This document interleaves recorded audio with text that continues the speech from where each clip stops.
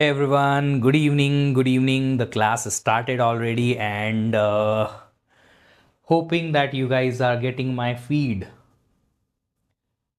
Check it out quickly. Can you please confirm if you can get my audio and video? Hello everyone, good evening, good evening. Good evening, very, very good evening. Very, very good evening. How are you guys? How are you? NEET scam हुआ आज, उसमें आप क्या बोलना चाहते हैं? 610 आए। यार बेटा, मेरा बोलना कुछ भी हो उससे फर्क नहीं पड़ता है। आपके भाई को 610 आए हैं, उससे क्या एडमिशन मिल सकता है उसकी प्रोसेस देखिए आप। क्योंकि मेरे बोलने नहीं बोलने से कुछ खास फर्क पड़ेगा भी नहीं। ट्राई करो एडमिशन मिल जाए बस। 1 जुलाई से एग्ज़ाम स्टार्ट होने वाली है और पता नहीं क्यों डिमोटिवेट सा फील हो रहा हूँ। क्यों भाई, एग्ज़ाम आ जाती है तो डिमोटिवेशन क्यों आता है? और ये कोई एग्ज़ाम सरप्राइज थी क्या कि कॉलेज वालों ने सडनली ले लिया, हम तो नहीं लेंगे एग्ज़ाम, ऐसा करके एडमिशन ले लिया कि आप टेंशन मत लो, आपका सेमेस्टर एग्ज़ाम नहीं होगा, ऐसे ही पास कर देंगे, और फिर सडनली आपका एग्ज़ाम रख लिया। ऐसा तो हुआ नहीं। क्यों भाई?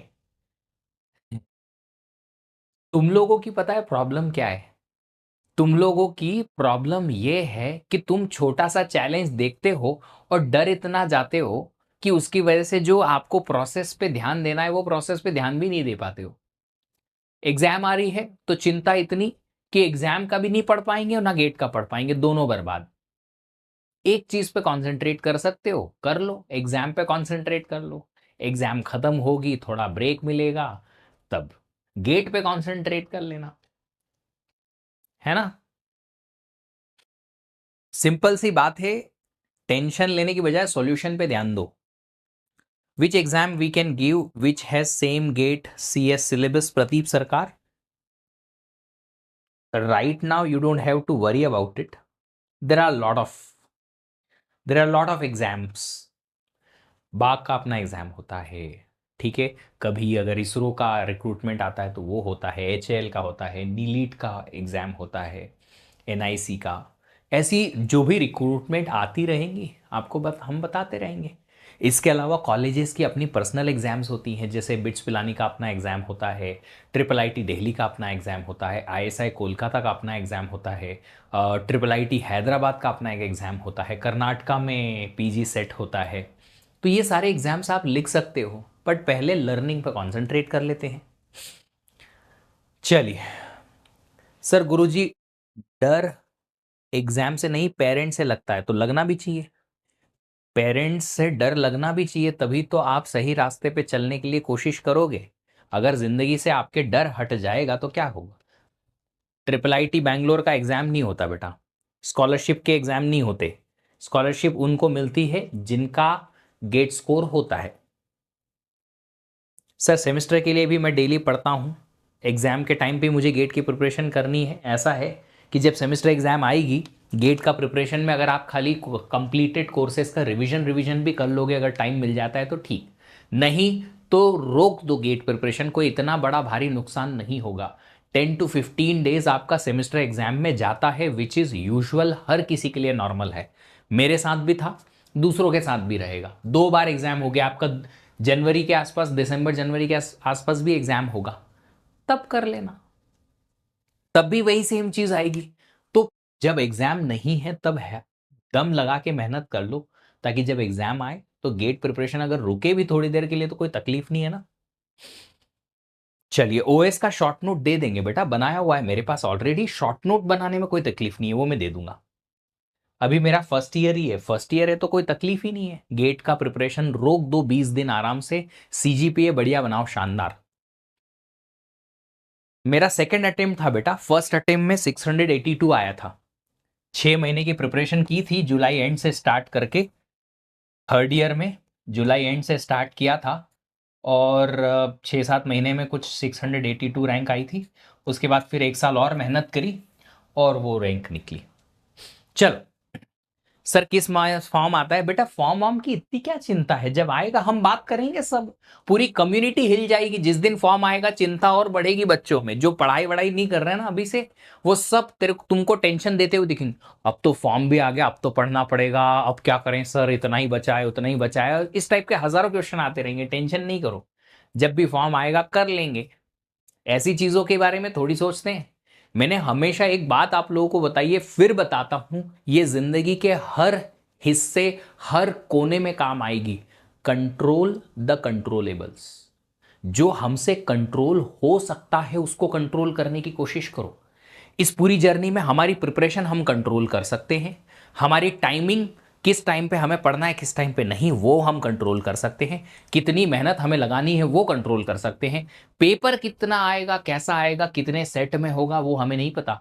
हमें कौन सा सेट मिलेगा नहीं पता। कितने number of aspirants GATE exam लिखेंगे इस बारी हमें नहीं पता। कोई दूसरा कितना अच्छा परफॉर्म करेगा वो भी नहीं पता। फॉर्म कब आएंगे, फॉर्म कितनी डेट को किस तरीके से रोल आउट होंगे, कितने रुपए लगेंगे, ये कंट्रोल ही नहीं है हमारा इस पे। जिस पे कंट्रोल ही नहीं है उसके बारे में सोचने की बात ही क्या, जो होगा हो जाएगा, जिस दिन आएगा आ जाएगा। लोग बताएंगे, इतने सारे लोग हैं, हम भी बताएंगे, भर देंगे फॉर्म जिस दिन आ जाएगा, है कि? सर हिंदी मीडियम से था, क्वेश्चन नहीं आते समझ एक बार में। देखो कल ही मेरे पास ना तुम्हारे ही बैच का एक स्टूडेंट का मैसेज आया है पर्सनल। ठीक है, वो मैसेज देखो मैं पढ़ के बता देता हूं। पर्सनल मैसेज है और ये मैंने बहुत अच्छे से मल्टीपल टाइम्स बताया है।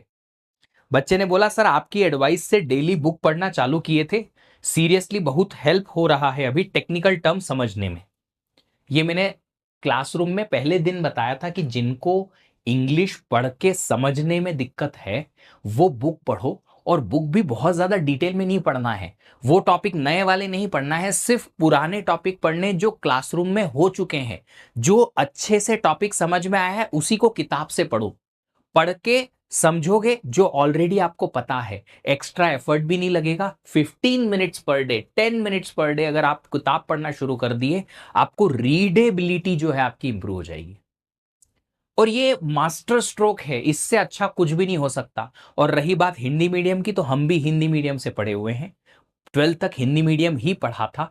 फिजिक्स केमिस्ट्री मैथमेटिक्स भी हिंदी में ही पढ़ा था। इलेक्ट्रिसिटी को विद्युत धारा और स्टैटिक इलेक्ट्रिसिटी को स्थिर वैद्युत के नाम से पढ़ा है मैंने। फिजिक्स को हर चीज हिंदी में ही पढ़ी है। इंग्लिश पहली बार बोलना या सुनना आईएससी में जाके इंजीनियरिंग खत्म होने के बाद सीखा है। सुना है, बोला है, और बोला भी क्या ही है, but still I am able to manage English language, written and spoken communication. ठीक है, मेहनत, सिर्फ और सिर्फ मेहनत। चलिए आगे बढ़ें और पढ़ाई करें। कल का ये क्वेश्चन सॉल्व हुआ, क्या आंसर आया? चलो 30 सेकेंड का पोल तो दे ही सकते हैं।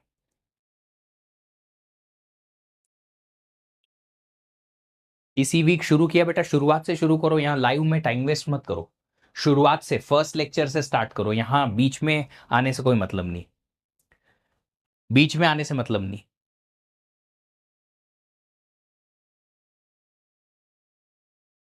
आया कोई तो आंसर आया होगा, नहीं? चलिए क्वेश्चन क्या है समझते हैं।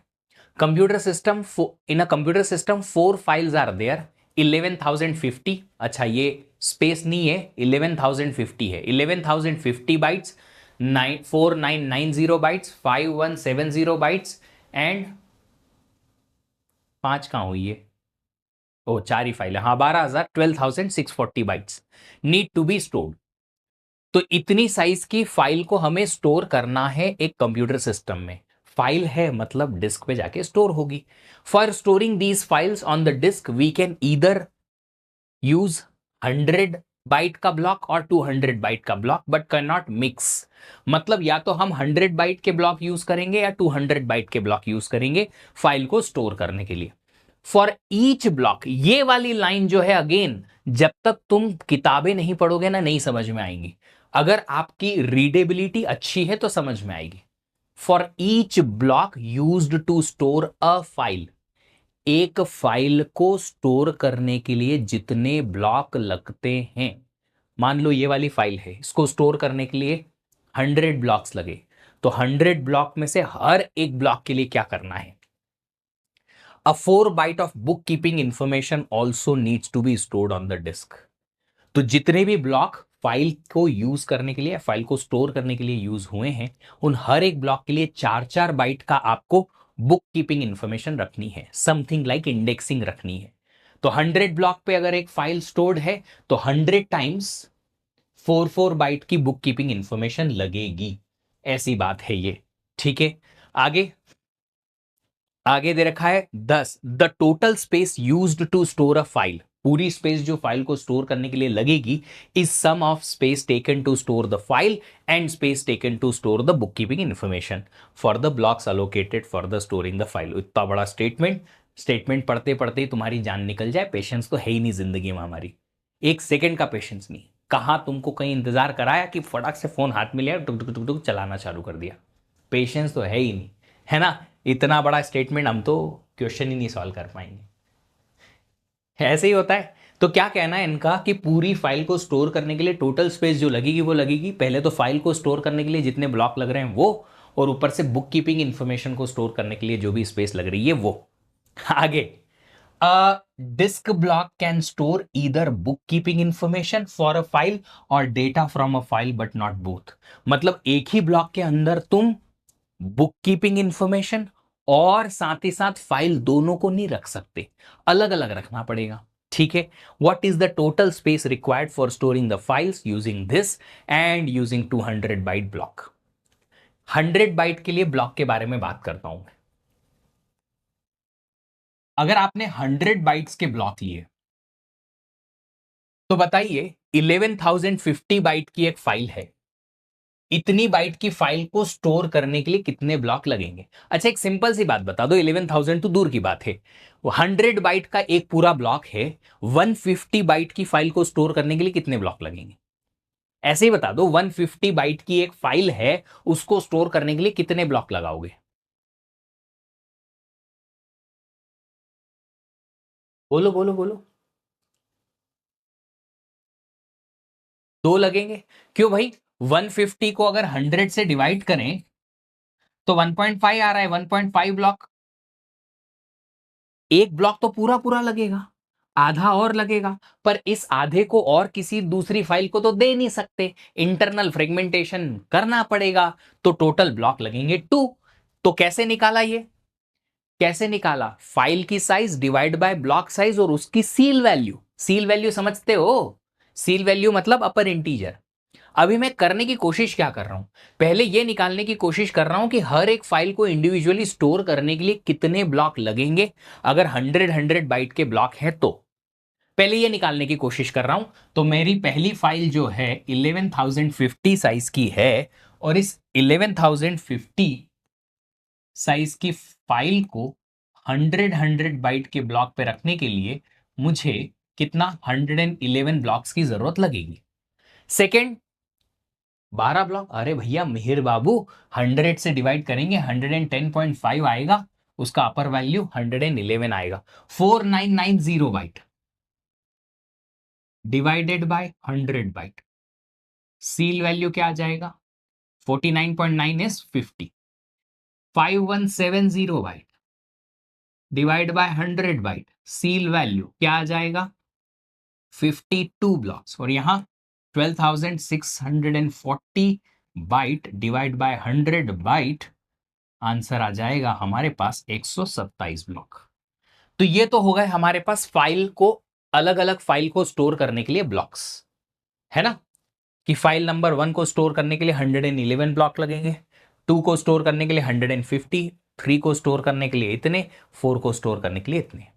अब बुक कीपिंग इंफॉर्मेशन की बात करें, but we can take 200 size block for second and third. Karanjeet, वही तो प्रॉब्लम है तुम लोगों की कि ये क्वेश्चन नहीं पढ़ते हो ना। यहां क्लियर कट मेंशन किया है but can not mix block size. इसका मतलब है कि चारों फाइल को या तो स्टोर करोगे 100 बाइट के ब्लॉक के साथ या फिर 200 के साथ, मिक्स नहीं कर सकते। सर क्वेश्चन नहीं समझ में आया बेटा, आंसर समझा रहा हूं ना, समझो तो। एक ही टाइप का बाइट का ब्लॉक, या तो 100 बाइट के ब्लॉक यूज करो या 200 का यूज करो, दोनों को एक साथ मिक्स नहीं कर सकते। इसीलिए तो अलग अलग दो आंसर क्यों दे रखे हैं, तुम ये भी तो देखो बाबू। माइंड को वहां प्रेजेंट रखना पड़ेगा कि एक 100 का आंसर है, एक 200 का। अगर 100 का यूज किया तो क्या आंसर आएगा, 200 का यूज किया तो क्या आंसर आएगा। अगर मिक्स कर दोगे तो दो आंसर कैसे बनेंगे तुम्हारे। अब सुनिए क्या कहा, 111 ब्लॉक स्टोर कराए इस पूरी फाइल को स्टोर करने के लिए। अब क्वेश्चन में क्लियर कट मेंशन है कि जितने भी ब्लॉक फाइल को स्टोर करने के लिए, एक फाइल को स्टोर करने के लिए लगेंगे, उस हर एक ब्लॉक के लिए 4-4 बाइट की बुक कीपिंग इंफॉर्मेशन चाहिए। For each block 4 byte. हमारे पास यहां पे 111 ब्लॉक हैं, तो 111 ब्लॉक, हर एक ब्लॉक के लिए 4-4 बाइट लगेगी। बताइए, लगेगी। इतनी बुक कीपिंग इंफॉर्मेशन रखनी पड़ेगी। अब ये जो टोटल बुक कीपिंग इंफॉर्मेशन है उसको भी तो ब्लॉक पे ही रखोगे, कहां जाओगे, अलग से थोड़ी कोई हवा में लटकाओगे, ब्लॉक पे ही रखोगे ना। लिखा है क्लियर कट कि आप बुक कीपिंग इंफॉर्मेशन को अलग ब्लॉक पे रखते हो और फाइल को अलग ब्लॉक पे रखते हो। तो इतनी 111 ब्लॉक की 4-4 बाइट की जो बुक कीपिंग इंफॉर्मेशन है उसको रखने के लिए कितने ब्लॉक लगेंगे, 100 बाइट के। तो टोटल साइज डिवाइड बाय 100 कर दो, जो हमने फाइल के लिए किया वो बुक कीपिंग के लिए करेंगे। इतने ब्लॉक लगेंगे, सील वैल्यू के साथ बता दो, 5 ब्लॉक आ जाएंगे। 5 ब्लॉक्स में बुक कीपिंग इंफॉर्मेशन आएगी पहली वाली फाइल की।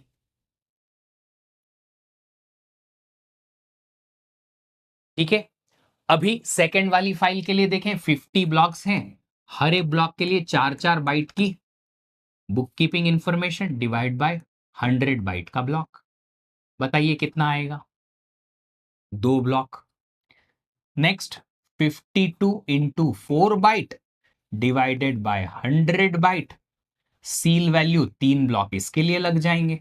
और 127 into 4 byte divide by 100 byte, 6 block इधर लग गए। टोटल ब्लॉक्स कितने लगे, पहली फाइल को स्टोर करने के लिए 111, तो फाइल को स्टोर करने के लिए 5, बुक कीपिंग स्टोर करने के लिए 116। सेकेंड वाली फाइल को स्टोर करने के लिए टोटल कितने ब्लॉक लगे, 52। थर्ड के लिए 55, नेक्स्ट के लिए 133। ये हो गए, क्योंकि कहा है क्वेश्चन में क्लियर कट, कहां लिखा भैया, thus the total space used to store a file. पूरी फाइल को स्टोर करने के लिए टोटल स्पेस कितनी होगी, sum of the space taken to store the file and space taken to store the book keeping. Book keeping और file दोनों को स्टोर करने के लिए जितनी टोटल जगह लगेगी उतनी। तो हमने क्या निकाला, 116, 116 ब्लॉक लगेंगे फाइल नंबर 1 को स्टोर करने के लिए, including file and book keeping. अब एक एक ब्लॉक कितनी साइज का है, 100 बाइट का, तो 116 ब्लॉक के लिए हमें इतनी जगह लेनी पड़ेगी बाइट में। कितना हो जाएगा ये, 11600। सेकेंड वाली के लिए 5200 बाइट, थर्ड वाली के लिए 5500 बाइट, और फोर्थ वाली के लिए 13300 बाइट। बताइए टोटल चारों फाइल को बुक कीपिंग एटसेट्रा सब स्टोर कराने के लिए टोटल स्पेस कितना लगा। 2 जीरो तो लग जाएगी, 6 2 8, 8 5 13 और 3 16, 16, 1 4 9 14 15, 1 2 3, 35,600, 35,600। एक ही ऑप्शन है सी।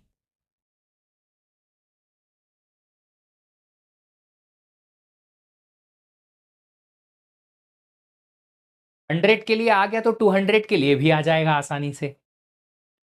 200 के लिए 35,400 बाइट आएगी। क्या पूछा था क्वेश्चन में, टोटल कितनी स्पेस लगेगी फाइल को स्टोर करने के लिए और बुक कीपिंग इंफॉर्मेशन को स्टोर करने के लिए, सब कुल मिला के।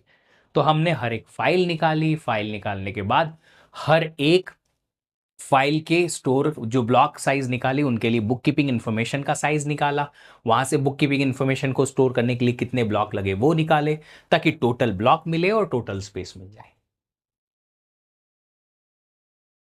क्वेश्चन क्या था? क्वेश्चन ये था कि हमारे पास अगर किसी डिस्क में 100 बाइट के ब्लॉक हैं, तो इन 4 फाइल को स्टोर करने के लिए टोटल कितनी स्पेस आपको लगेगी फाइल को स्टोर करने के लिए। तो हमने क्या किया, चारों फाइल को पहले तो अलग अलग ब्लॉक पे स्टोर कराए, कितने ब्लॉक लगे वो निकाले। बट जस्ट बिकॉज ब्लॉक को स्टोर कराएं या फाइल को ब्लॉक पे स्टोर कराएं, उसके अलावा क्वेश्चन में मेंशन है कि हर एक ब्लॉक, जितना भी ब्लॉक लगेगा उस फाइल को स्टोर करने के लिए, फॉर ईच ब्लॉक 4 बाइट का बुक कीपिंग इंफॉर्मेशन अलग से लगेगा। तो book keeping information total size निकाला, उनको 100 बाइट के ब्लॉक पे निकाला कि कितने ब्लॉक लगेंगे वो पता चल गए हमें, टोटल ब्लॉक फाइल का स्टोर का पता चल गया, तो टोटल स्पेस निकाल ली हमने 100 बाइट के ब्लॉक के हिसाब से। तो ये था हमारा पहला पार्ट कि 100 बाइट का अगर ब्लॉक साइज लिया तो हमें टोटल कितना स्पेस लगेगा, इतना। अब अगर आप 200 के लिए सेम क्वेश्चन सॉल्व करोगे तो आपको 200 के लिए आंसर आना चाहिए 35,400। That is your task. Sir, to store maximum file we will not subtract index block size. Vishnu ji, यहां मैक्सिमम की बात कहां की है? क्वेश्चन में पूछा क्या है? What is the total space required for storing the files using 100 byte disk block and 200 byte disk block respectively. कहां मैक्सिमम की बात की? बात इतनी की है कि आपको अगर ये 4 फाइल और book keeping information total store करनी है तो कितना स्पेस डिस्क का लगेगा।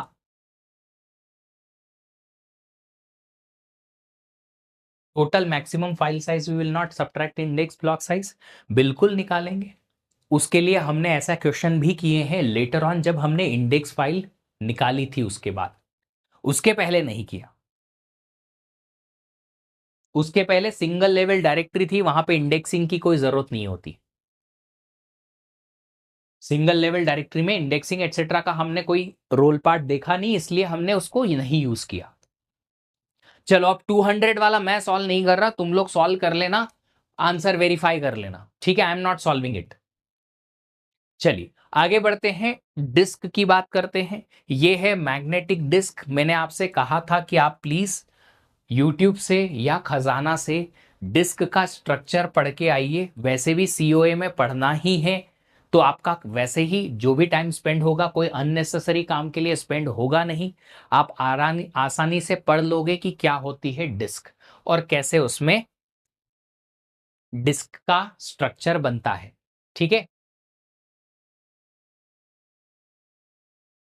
देख लिया था, बहुत अच्छी बात है, I am happy with that. तो ये ऐसी डिस्क होती है जिसमें ऐसे प्लेटर बने होते हैं, एक के ऊपर एक लगे रहते हैं।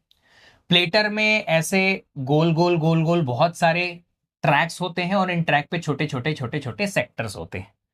अब होता क्या है ना, हम हम डिस्क में जब एक्सेस करते हैं डिस्क को, तो ये जो रीड राइट हेड हैं जो हम यहां इन ट्रैक्स पे लेके जाते हैं, ये सारे रीड राइट हेड एक साथ आगे पीछे मूव करते हैं ऐसे। ये जो स्ट्रक्चर बना हुआ ना वो सारा एक साथ आगे पीछे मूव करता है। मतलब ये हेड अगर इस ट्रैक पे है जिसका रेडियस लेट्स से 2 सेंटीमीटर का है, तो सारे के सारे रीड राइट हेड अलग अलग सरफेस पे 2 सेंटीमीटर वाले ही ट्रैक पे रहते हैं। इसलिए एक छोटा सा कंसेप्ट बनाया गया जिसे बोलते हैं सिलेंडर। सिलेंडर क्या है? एक ही रेडियस के जितने भी ट्रैक हैं अलग अलग सरफेसेस से, उनका एक लॉजिकल कनेक्शन या उनका एक लॉजिकल कलेक्शन, उनको कलेक्टिवली हमने बोल दिया कि ये है एक सिलेंडर। अब अगली रेडियस वाला, नेक्स्ट रेडियस का एक और कलेक्शन बनेगा। सारी सरफेस से ऊपर से नीचे लेके नीचे तक एक ही ट्रैक हर एक सरफेस से लेना है, ऊपर से नीचे से ऊपर से नीचे से ऊपर से नीचे से, इस तरीके से, और आपको एक और सिलेंडर मिलेगा। ये सिलेंडर लेने का फायदा क्या है? सिलेंडर लेने का फायदा यह है कि एक बार इस रीड राइट हेड को मूव करा दिया, यहां पे रख दिया, तो यहां पे रखने से हम क्या करेंगे, इस रीड राइट हेड को यहां पे अगर प्लेस कर दिया तो हम फाइल को यहां स्टोर करा सकते हैं इन सेक्टर्स पे। फिर आपको इस रीड राइट हेड को आगे पीछे नहीं ले जाना, क्योंकि इसमें टाइम लगता है, ये मैकेनिकल मूवमेंट है, आगे पीछे मूव करना, और आपको इसको आगे पीछे नहीं ले जाना है, और इसके पीछे वाली नीचे वाली सरफेस पे भी एक ट्रैक है, उसी रेडियस का है। रीड राइट हेड ऑलरेडी वहां पे है, वहां पे आप फाइल स्टोर कर दोगे, फाइल का अगला पार्ट स्टोर कर दोगे, ऐसे कह सकते हैं। और जगह चाहिए तो यहां से, फिर इसके नीचे से, फिर यहां से, फिर नीचे से, ऐसे करते करते आप पूरा सिलेंडर पहले फिल करते हो। जिससे क्या होगा, ये रीड राइट हेड जो आगे पीछे मूव करता है इस इन आर्म्स के थ्रू, वो टाइम हमारा बच जाएगा, और उस टाइम को कहते हैं सीक टाइम, SEE क्या कहते हैं, सीक टाइम। ठीक है, क्या कहते हैं उसको, सीक टाइम कहते हैं, SEE। तो क्या कह रहे हैं यहां पे हम, कि ये जो सिलेंडर है, इस पूरे सिलेंडर को हम फिल करेंगे, इसमें जितने भी ऐसे जगह हैं, सेक्टर्स हैं, या कह सकते हैं डिस्क ब्लॉक हैं, इसको पूरा फिल करेंगे। जिससे क्या होगा, सीक टाइम बचेगा, सीक टाइम जो है बच जाएगा, सेव हो जाएगा। ठीक है, फिर जब ये पूरा सिलेंडर फिल हो गया, तो फिर हम दूसरे सिलेंडर के पास जाएंगे।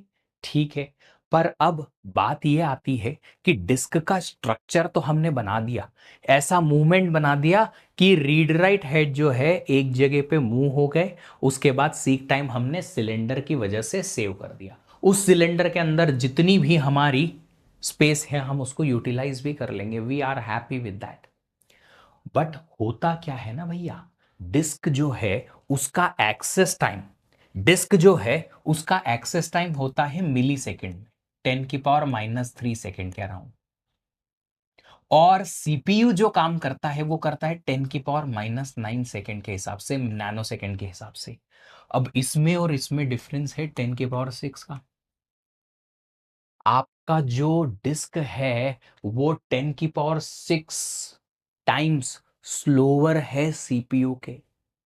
अब सीपीयू तो मल्टीपल प्रोसेसेस रन करता है, ओएस में देखा है हमने, बहुत सारी प्रोसेसेस एक के बाद एक के बाद एक रन करता है। जी हाँ, अब मान लो एक पर्टिकुलर रिक्वेस्ट सीपीयू को चाहिए कि ये डिस्क से फुलफिल हो जाए। अब डिस्क आईओ ऑपरेशन में आता है, क्यों आता है, क्योंकि डिस्क आईओ डिवाइस में आता है। तो आपको पता है कि अगर कोई प्रोसेस रन हो रही है और वो आईओ ऑपरेशन के लिए चली गई, तो उसका स्टेटस या उसका स्टेट क्या कहलाता है, उसका स्टेट क्या कहलाता है, भैया बताओ, उसका स्टेट क्या कहलाता है। ब्लॉक्ड स्टेट में चली जाती है ना वो प्रोसेस, याद आया। और फिर वो डिवाइस की क्यू में खड़ी रहती है प्रोसेस, ब्लॉक्ड स्टेट में डिवाइस की क्यू रहती है उस डिवाइस की, तो उस डिवाइस की क्यू में प्रोसेस वेटिंग में रहती है कि जब तक वो रिक्वेस्ट पूरी ना हो जाए तब तक वो प्रोसेस वहीं रखी रह जाएगी। याद आया, है ना, याद आया ना, याद आया। अब होता क्या है, एक प्रोसेस जो है उसने डिस्क की रिक्वेस्ट रेस की। अब उस डिस्क की रिक्वेस्ट को रेस करने में डिस्क ने टाइम लिया, कितना, कुछ सम नंबर ऑफ मिली सेकेंड्स लिया। अब उतने टाइम में सीपीयू जो हमारा है इतना फास्ट है कि इतनी सारी प्रोसेसेस वो रन कर देगा, इतनी सारी प्रोसेसेस स्विच कर करके रन कर देगा। उनमें से मान लो अगर और दो तीन प्रोसेसेस ने दो तीन अलग अलग डिस्क की रिक्वेस्ट कर दी, तो पॉसिबल तो है, पॉसिबल तो है ना, इमेजिन कर पा रहे हो आप। यहां पे एक रिक्वेस्ट को फुलफिल करने में जो डिस्क टाइम ले रही है वो मिली सेकेंड में है। इतने में रनिंग स्टेट में कोई दूसरी प्रोसेस P1 मान लो ब्लॉक्ड स्टेट में चली गई, P2 रन हुई, फिर P3 भी रन हुई, फिर P4 भी रन हुई, फिर से P2 रन हुई। इनमें से किसी एक प्रोसेस या दो प्रोसेस या तीन प्रोसेस ने और डिस्क को एक्सेस करने के लिए रिक्वेस्ट डाल दी, तो क्या होगा, पॉसिबल है ना। Sir, how CPU is so fast just because it is designed like this? यहां पे क्या है ना, मैकेनिकल वर्क होता है। ये मैग्नेटिक डिस्क जो होती है, डिस्क जो होती है ना, उसमें मैकेनिकल वर्क है। ये ऐसे आगे पीछे मूव होते हैं रीड राइट हेड, ये स्पिंडल घूमता है, मैकेनिकल वर्क हमेशा ही स्लो होता है। मैकेनिकल वर्क जो है हमेशा स्लो होता है। ठीक है, तो ऐसा पॉसिबल क्या, एक्चुअल में प्रैक्टिकली ऐसा ही होता है कि होता क्या है ना, 2-3 प्रोसेसेस जो हैं वो और डिस्क की रिक्वेस्ट रेज कर देती है। अब एक रिक्वेस्ट फुलफिल करने में जब टाइम लग रहा है तो बची हुई 2-3 रिक्वेस्ट कहां जाएगी? 2-3 रिक्वेस्ट कहां जाएगी?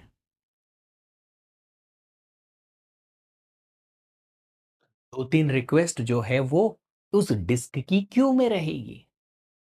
डिस्क की क्यू में रहेगी, रहेगी ना, है ना। आज के टाइम पे क्या एचडीडी ऐसे ही होता है, सारे एचडीडी ऐसे ही होते हैं आज के टाइम पे भी। अगर आप हार्ड डिस्क ड्राइव लेने जाओगे वैसी ही होती है।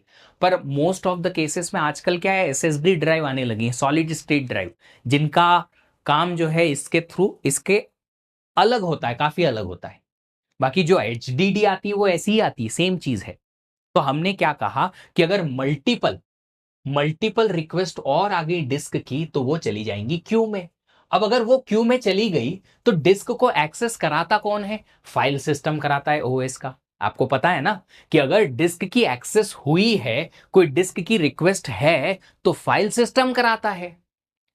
देखा है ना हमने कि कोई फाइल कहां रखी हुई है तो फाइल सिस्टम को ही पता है। अगर रिक्वेस्ट आती है तो ओएस का फाइल सिस्टम जो है उस डिस्क की रिक्वेस्ट को पूरा कराएगा। जी, यहां पर अगर मल्टीपल रिक्वेस्ट पेंडिंग में है तो यहां पे अपॉर्चुनिटी है हम जैसे डेवलपर के पास कि ये जो मल्टीपल रिक्वेस्ट हैं इनको किस ऑर्डर में मैं फुलफिल करूं कि सिस्टम का परफॉर्मेंस अच्छा हो जाए।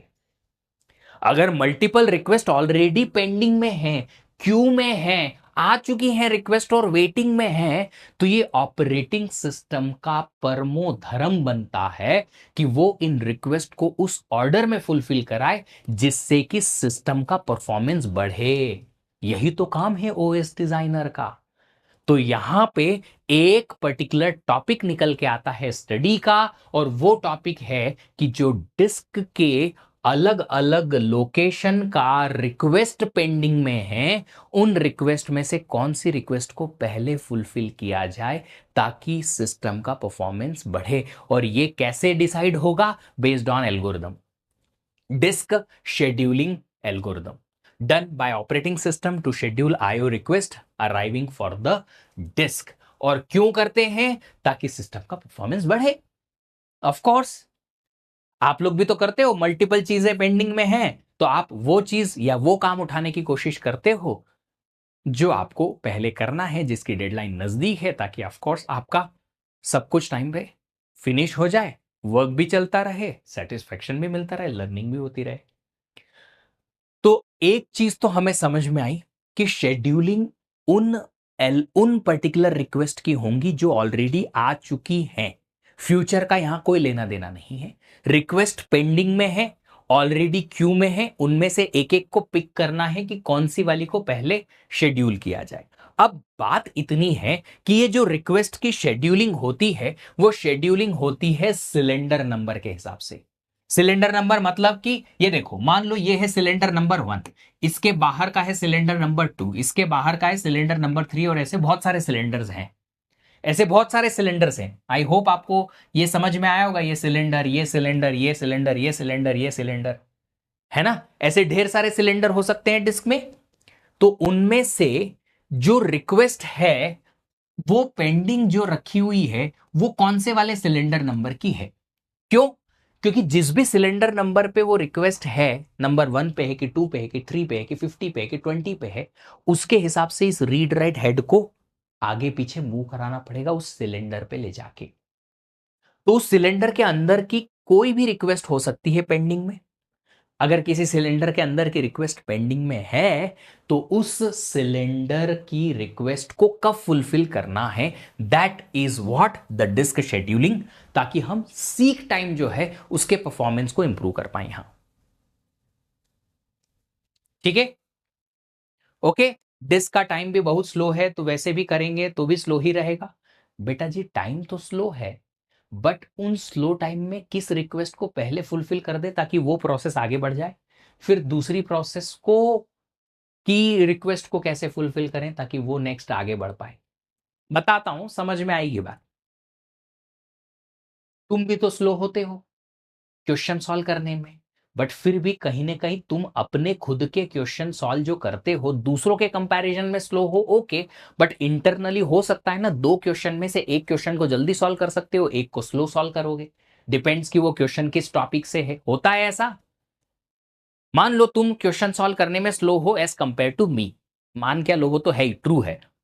ठीक है, okay, jokes apart, just because you are new in the learning, होगा। पर इसका मतलब ये तो नहीं कि आप अपने आप से भी स्लो हैं, कि दो क्वेश्चन जब सॉल्व करोगे तो दोनों को बराबर टाइम लगेगा, नहीं ना, किसी को कम टाइम लगेगा, किसी को ज्यादा। हम कम टाइम वाले को पहले सॉल्व कर देंगे ताकि आराम से दूसरा वाला क्वेश्चन भी उठा के और सॉल्व करने की इच्छा रख पाए। होगा, बिल्कुल होगा। तो यहां पे क्या करना है, हमारे पास multiple disk request are pending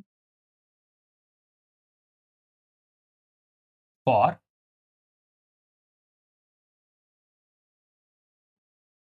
various cylinder numbers. और डिस्क शेड्यूलिंग में क्या किया जाता है, ये किया जाता है कि जो ऑपरेटिंग सिस्टम है वो डिस्क पे आने वाली अलग अलग पेंडिंग रिक्वेस्ट में से किसको शेड्यूल करेगा। ये 6 एल्गोरिदम्स हैं और बहुत सिंपल है, बहुत सिंपल है ना। क्या है, सबसे पहले है FCFS, first come first serve, then SSTF, then scan, C scan is circular scan, look and circular look. ठीक है, हाँ जी। अब सर आईओ प्रोसेसर भी डिसाइड कर सकता है, नहीं बेटा जी, डिस्क के लिए कोई आईओ प्रोसेसर नहीं होता, आईओ प्रोसेसर अलग चीज होती है।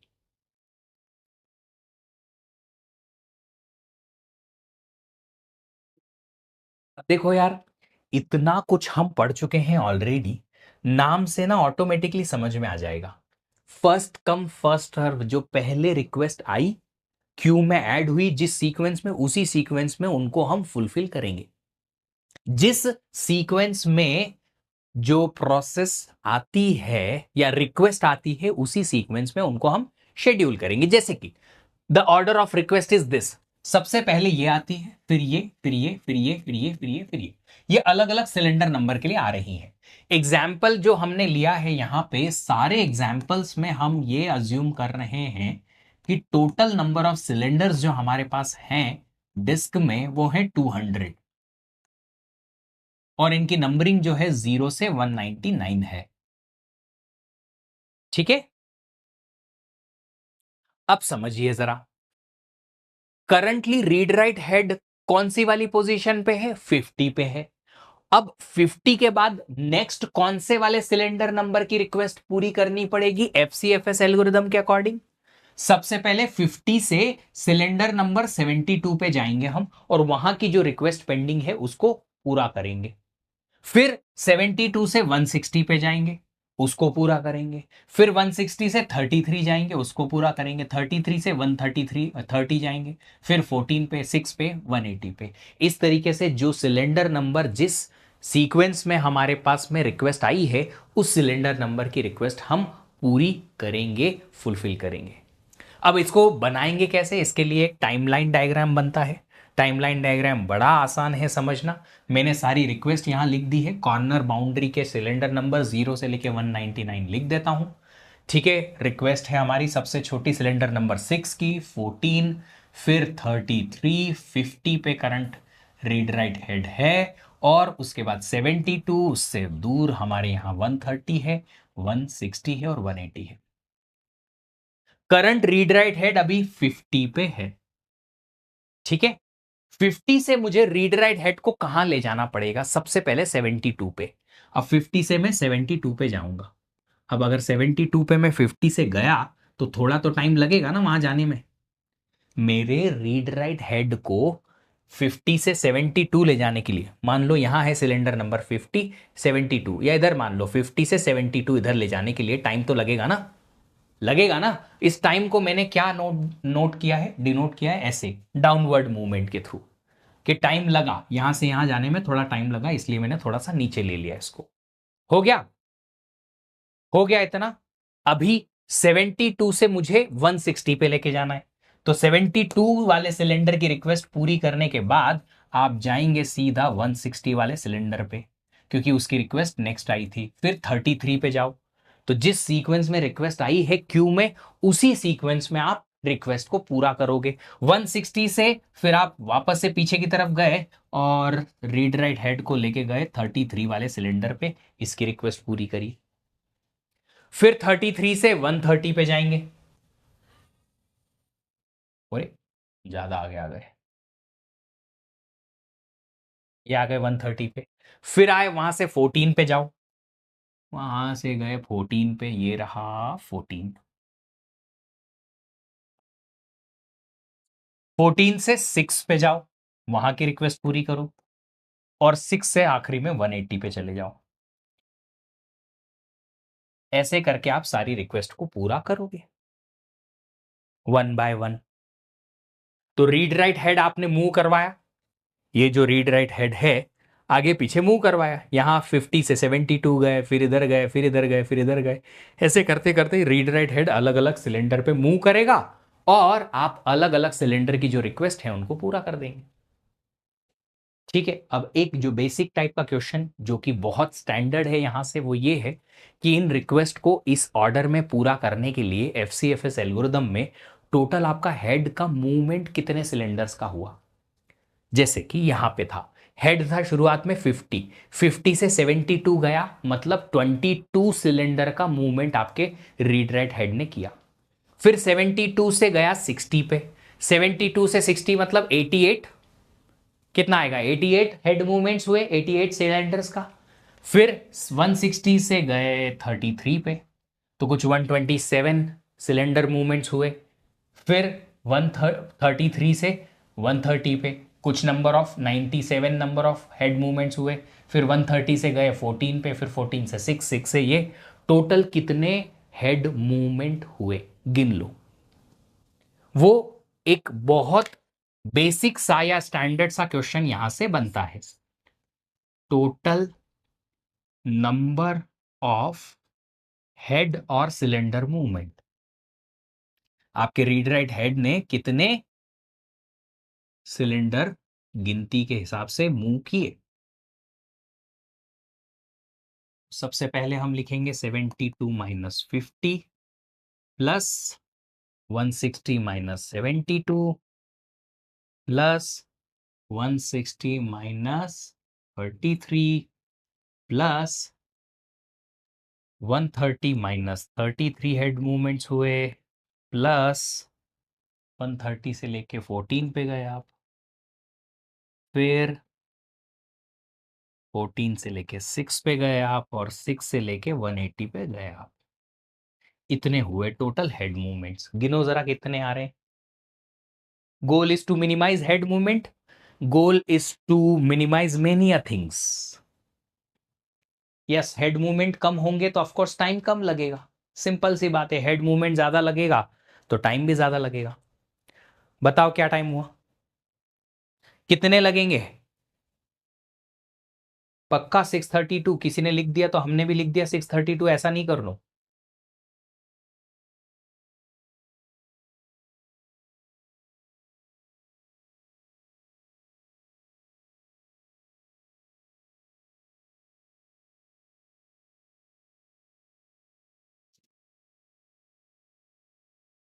पक्का लिख दूं 632, बस ये हेड मूवमेंट आ गए। लास्ट पोल एंड नहीं किया, कर देते हैं, क्या फर्क पड़ता है। सी ऑप्शन करेक्ट था उसमें। ये लोग 45% लोगों को करेक्ट आंसर आया था। ये आ गया समझ में। 632 हेड मूवमेंट टोटल हुए। अब बात इतनी है कि यहां से एक और चीज पूछी जा सकती है। मान लो क्वेश्चन में मेंशन किया जाए कि एक बार का जो हेड मूवमेंट होता है नेक्स्ट टू नेक्स्ट, मतलब एक सिंगल सिलेंडर का हेड मूवमेंट को करने के लिए आपकी disk on an average 0.5 millisecond लेती है। मान लो अज्यूमिंग 0.05 ले लो, चलो और थोड़ा आसान हो जाएगा। अज्यूमिंग कि एक next to next adjacent cylinder से नेक्स्ट सिलेंडर पे जाने के लिए आपकी डिस्क को जो टाइम लगता है वो लगता है 0.05 मिली सेकेंड। तो बताइए इन सारी रिक्वेस्ट को फुलफिल करने के लिए टाइम कितना लगेगा, जिसे हम सीक टाइम कहते हैं। तो मैं यहां लिखता हूं फॉर 1। अब ये अजम्पशन है, हाँ, वरना कल को आओगे सर हर एक बार ऐसा ही इतना ही टाइम लगता है क्या। मेरे को समझ नहीं आता वो अज्यूमिंग क्यों नहीं दिखता तुमको। बोला भी था जोर जोर से अज्यूमिंग, पर कुछ शब्द होते हैं ऐसे जो शायद दिमाग तक पहुंचते नहीं है हमारे, है ना। बेइज्जती भी एक ऐसी ही चीज है जो दिमाग तक कभी पहुंची नहीं, पहुंचती तो हम पढ़ाई करना चालू कर देते। तुम कहीं ना कहीं मौका ढूंढ लेते हो, नहीं ढूंढते हो तो मैं बना लेता हूं तुमको रोस्ट करने का। For 1 cylinder head movement the disk takes time is equal to 0.05 millisecond. तो बताइए फॉर ऑल रिक्वेस्ट कितना सीक टाइम लगेगा।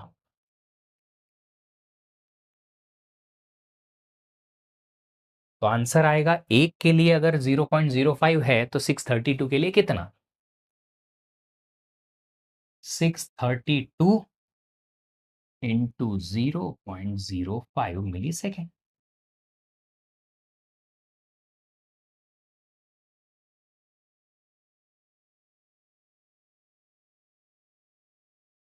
3.16 मिली सेकेंड।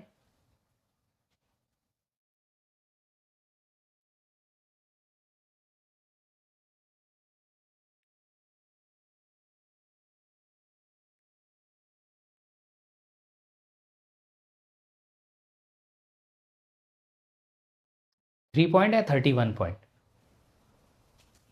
31 पॉइंट आएगा।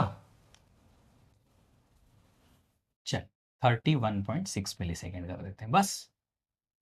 खुश, तुम खुश हो जाओ। ठीक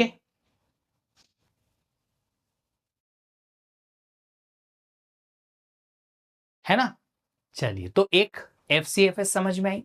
FCFS का एडवांटेज क्या है, जितनी भी रिक्वेस्ट आई है उनको फेयर चांस मिलता है, मतलब जिस सीक्वेंस में रिक्वेस्ट आएगी उसी सीक्वेंस में फुलफिल होगी रिक्वेस्ट, तो हर एक को फेयर चांस मिलेगा। इसका मतलब ये नहीं है कि कोई रिक्वेस्ट बहुत देर से पेंडिंग में है, रखी है कोने में, रखी ही है, फुलफिल ही नहीं हो रही और दूसरे कोने की रिक्वेस्ट फुलफिल होते जा रही है, तो फेयरनेस रहेगी। इनडेफिनेट पोस्टपोनमेंट नहीं रहेगा, मतलब कि नो स्टारवेशन, स्टारवेशन का कोई केस यहां नहीं बनेगा। फॉर डिस्क रिक्वेस्ट की डिस्क की रिक्वेस्ट पेंडिंग में ही रह गई बहुत इंडेफिनेट टाइम तक, क्योंकि दूसरे कोने में बहुत सारी रिक्वेस्ट थी जो फुलफिल होते जा रही होते जा रही होते जा रही है।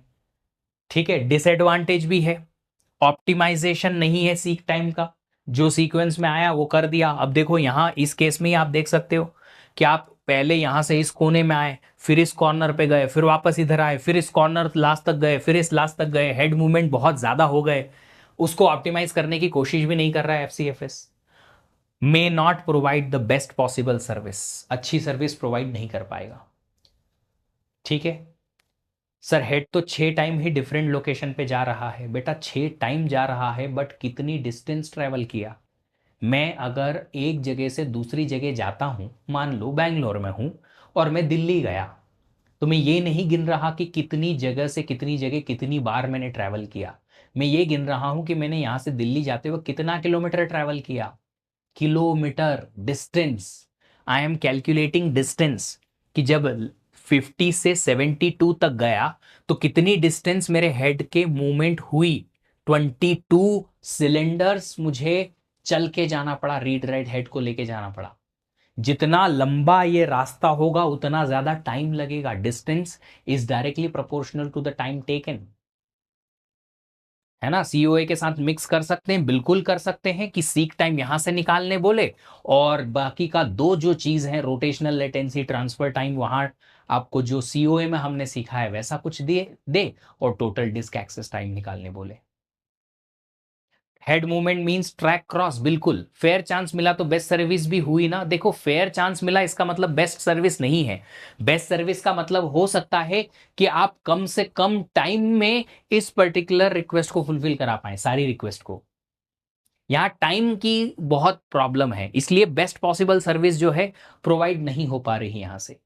फेयर चांस मिल रहा है सबको, पर सर्विस बेस्ट पॉसिबल नहीं है इन टर्म्स की ओवरऑल टाइम कम नहीं हो रहा, रिड्यूस नहीं हो रहा। तो ओवरऑल टाइम को रिड्यूस करने के लिए एसएसटीएफ आया, शॉर्टेस्ट सीक टाइम फर्स्ट। ये क्या कहता है?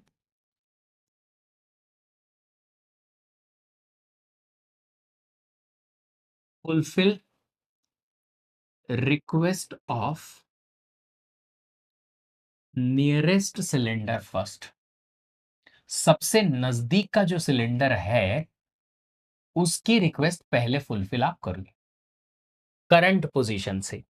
ठीक है, सेम एग्जाम्पल हमारे पास है, वही सारी रिक्वेस्ट हैं अभी हमारे पास, और वही 200 सिलेंडर्स हैं 0 से लेके 199 तक।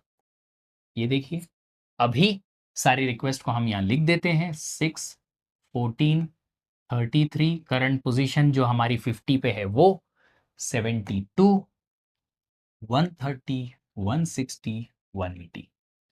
अब बताइए करंट पोजीशन 50 से नजदीक की रिक्वेस्ट कौन सी है? सबसे नजदीक की रिक्वेस्ट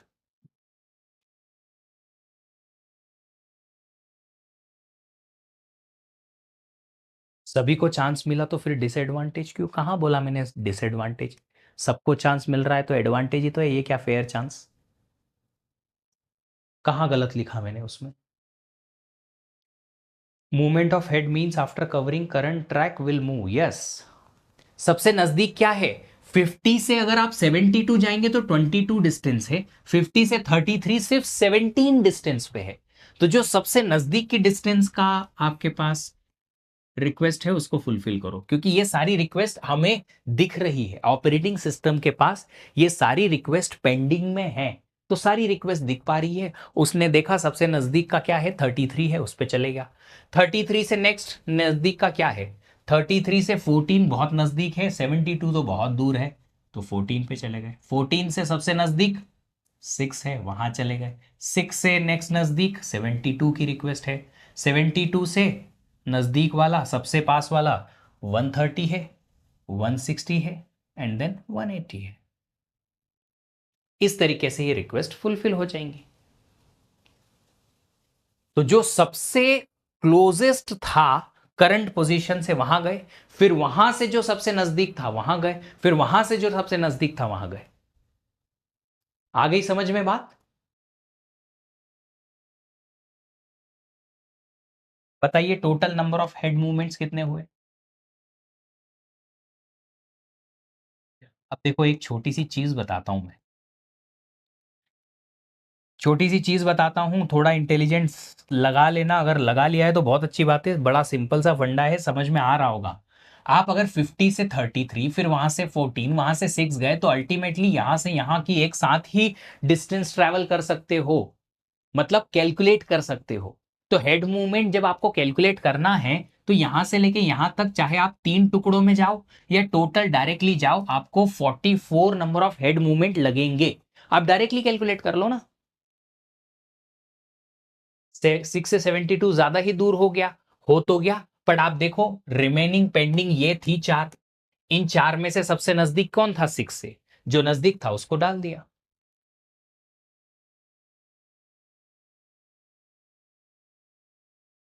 तो आप क्या करो, डायरेक्टली निकालो ना, 50 से लेके 6 और फिर 6 से लेके 180, इतनी डिस्टेंस निकाल लो, काम बन जाएगा आपका। तो आपने हेड मूवमेंट निकाले इतने और फिर इतने, बस डायरेक्टली निकाल लो, 44 प्लस 174,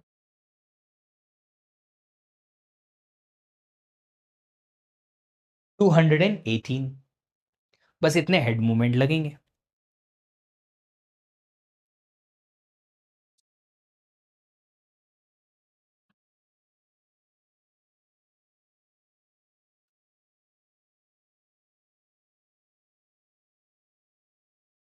हो गया, बाकी का same to same.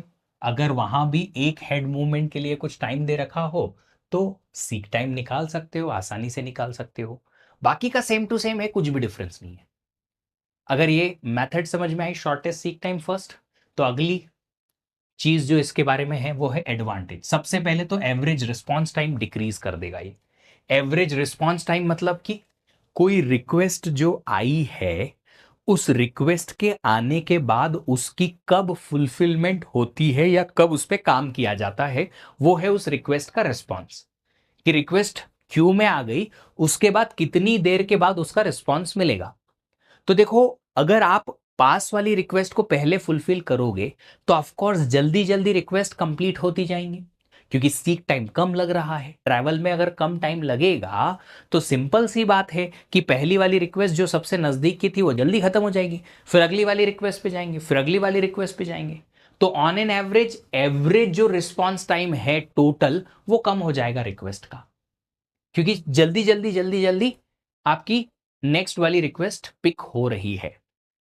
Throughput increase हो जाएगा उसकी वजह से डिस्क का, कि जल्दी से जल्दी एक पर्टिकुलर टाइम लिमिट में कितनी रिक्वेस्ट डिस्क की फुलफिल हो रही हैं वो नंबर बढ़ जाएगा, क्योंकि आप जल्दी जल्दी बहुत सारी रिक्वेस्ट को कंप्लीट करते जा रहे हैं, है ना।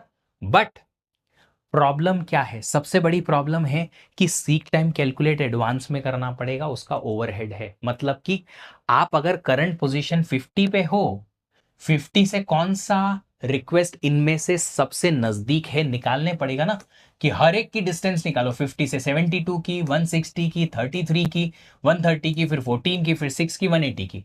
उनपे से ये पता चला कि सबसे नजदीक की रिक्वेस्ट है 33 की। निकालने में टाइम लगेगा ना, कि करंट पोजीशन से सबसे नजदीक का जो रिक्वेस्ट है वो कौन सा है, ये निकालना पड़ेगा। जी हाँ, यही लिखा है कि हमें डिस्टेंस पहले से निकाल के रखना पड़ेगा, तो उसमें टाइम लगेगा। जी हाँ, ओवरहेड मतलब एक्स्ट्रा टाइम लगेगा। Disadvantage, can cause starvation for request if it has higher seek time as compare to the incoming request. मान लो अभी आपके पास रीड राइट हेड जो है इसी एरिया में है, यहाँ की रिक्वेस्ट आती जा रही है, नई नई नई नई नई बहुत सारी, और ये 3 रिक्वेस्ट जो है पेंडिंग में है, ये पेंडिंग में ही रह जाएंगी अगर खूब सारी रिक्वेस्ट इसी कॉर्नर की आती रही। क्यों?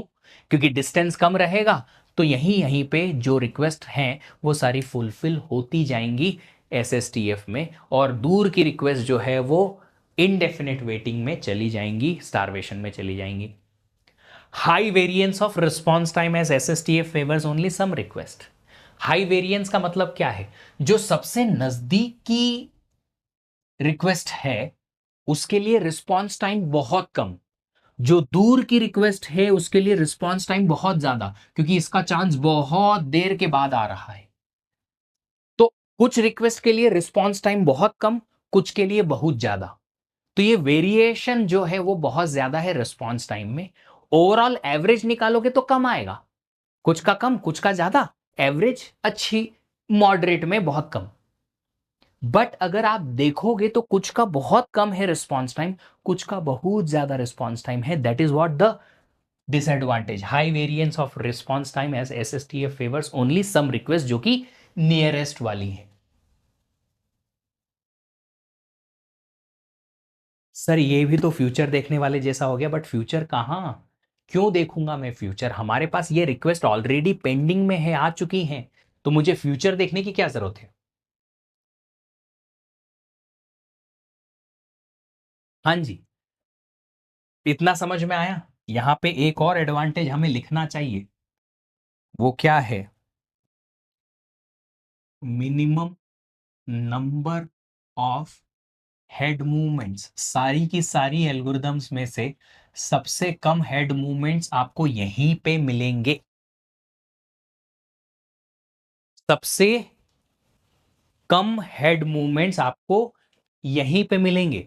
तो याद रखिएगा, अगर कहीं क्वेश्चन में एल्गोरिदम मेंशन नहीं की और सिर्फ बोला गया है कि मिनिमम हेड मूवमेंट्स कितने आएंगे इन रिक्वेस्ट को फुलफिल करने के लिए, क्या करोगे? लगा देना एसएसटीएफ। चलो, अब बच्चों वाली कुछ एल्गोरिदम्स है, मजेदार है, इंटरेस्टिंग है। नेक्स्ट है स्कैन एलिवेटर। देखो यार, सिंपल सी बात है, जब हम छोटे बच्चे थे और किसी से लड़ाई हो जाती थी तो हम ना अंधाधुन, मतलब बिना आंख खोले, बस कुछ तो भी, मान लो आपके हाथ में डंडा है, बस एक डायरेक्शन में गए, उस डायरेक्शन में जो भी सामने आया डंडे से पीट दिया, घुमा दिया, है ना। फिर वापस पलट के आए, फिर डंडा घुमाया ताकि किसी ना किसी को तो लग जाए।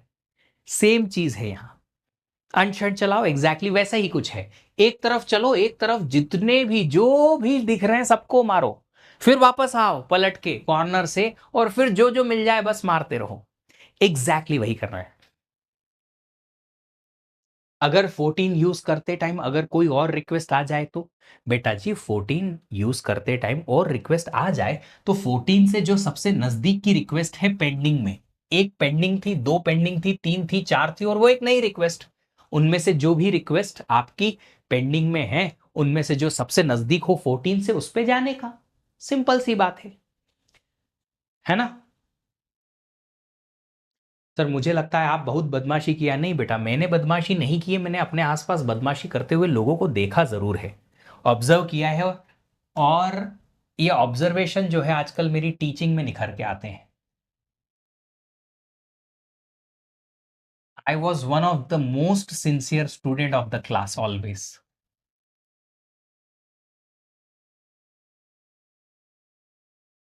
क्लास में टॉप, नंबर वन पूरे सेक्शन में, across the section, school top, cultural में हमेशा आगे, स्पोर्ट्स में हमेशा आगे, पूरे स्कूल में फेमस मैं, हर चीज में, एवरीवेयर।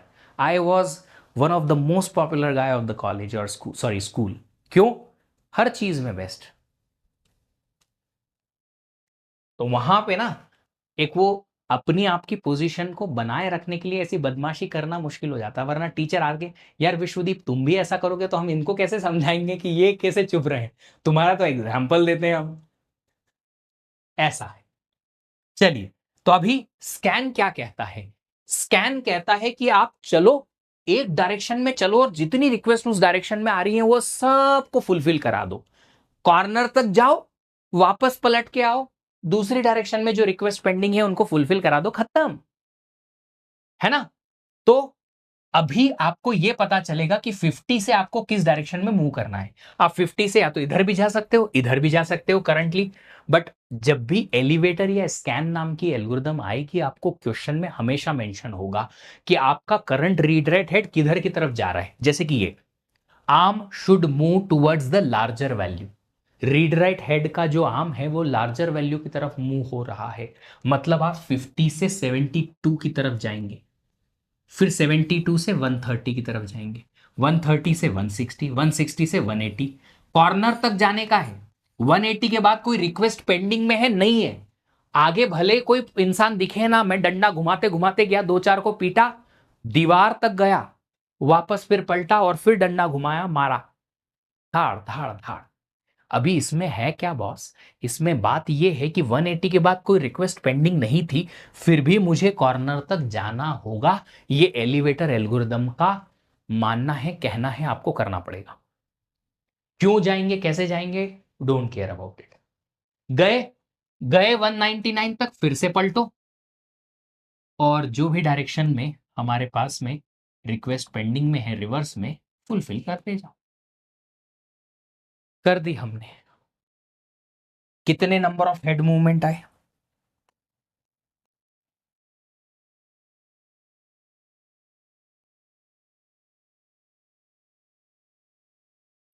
हम पहले तो 199 तक गए 50 से, और उसके बाद 199 से गए 6 तक। कितने हेड मूवमेंट हुए? 149 प्लस 193, सात इधर ले लो, 200 हो जाएंगे, फिर 300, 343, नहीं 342।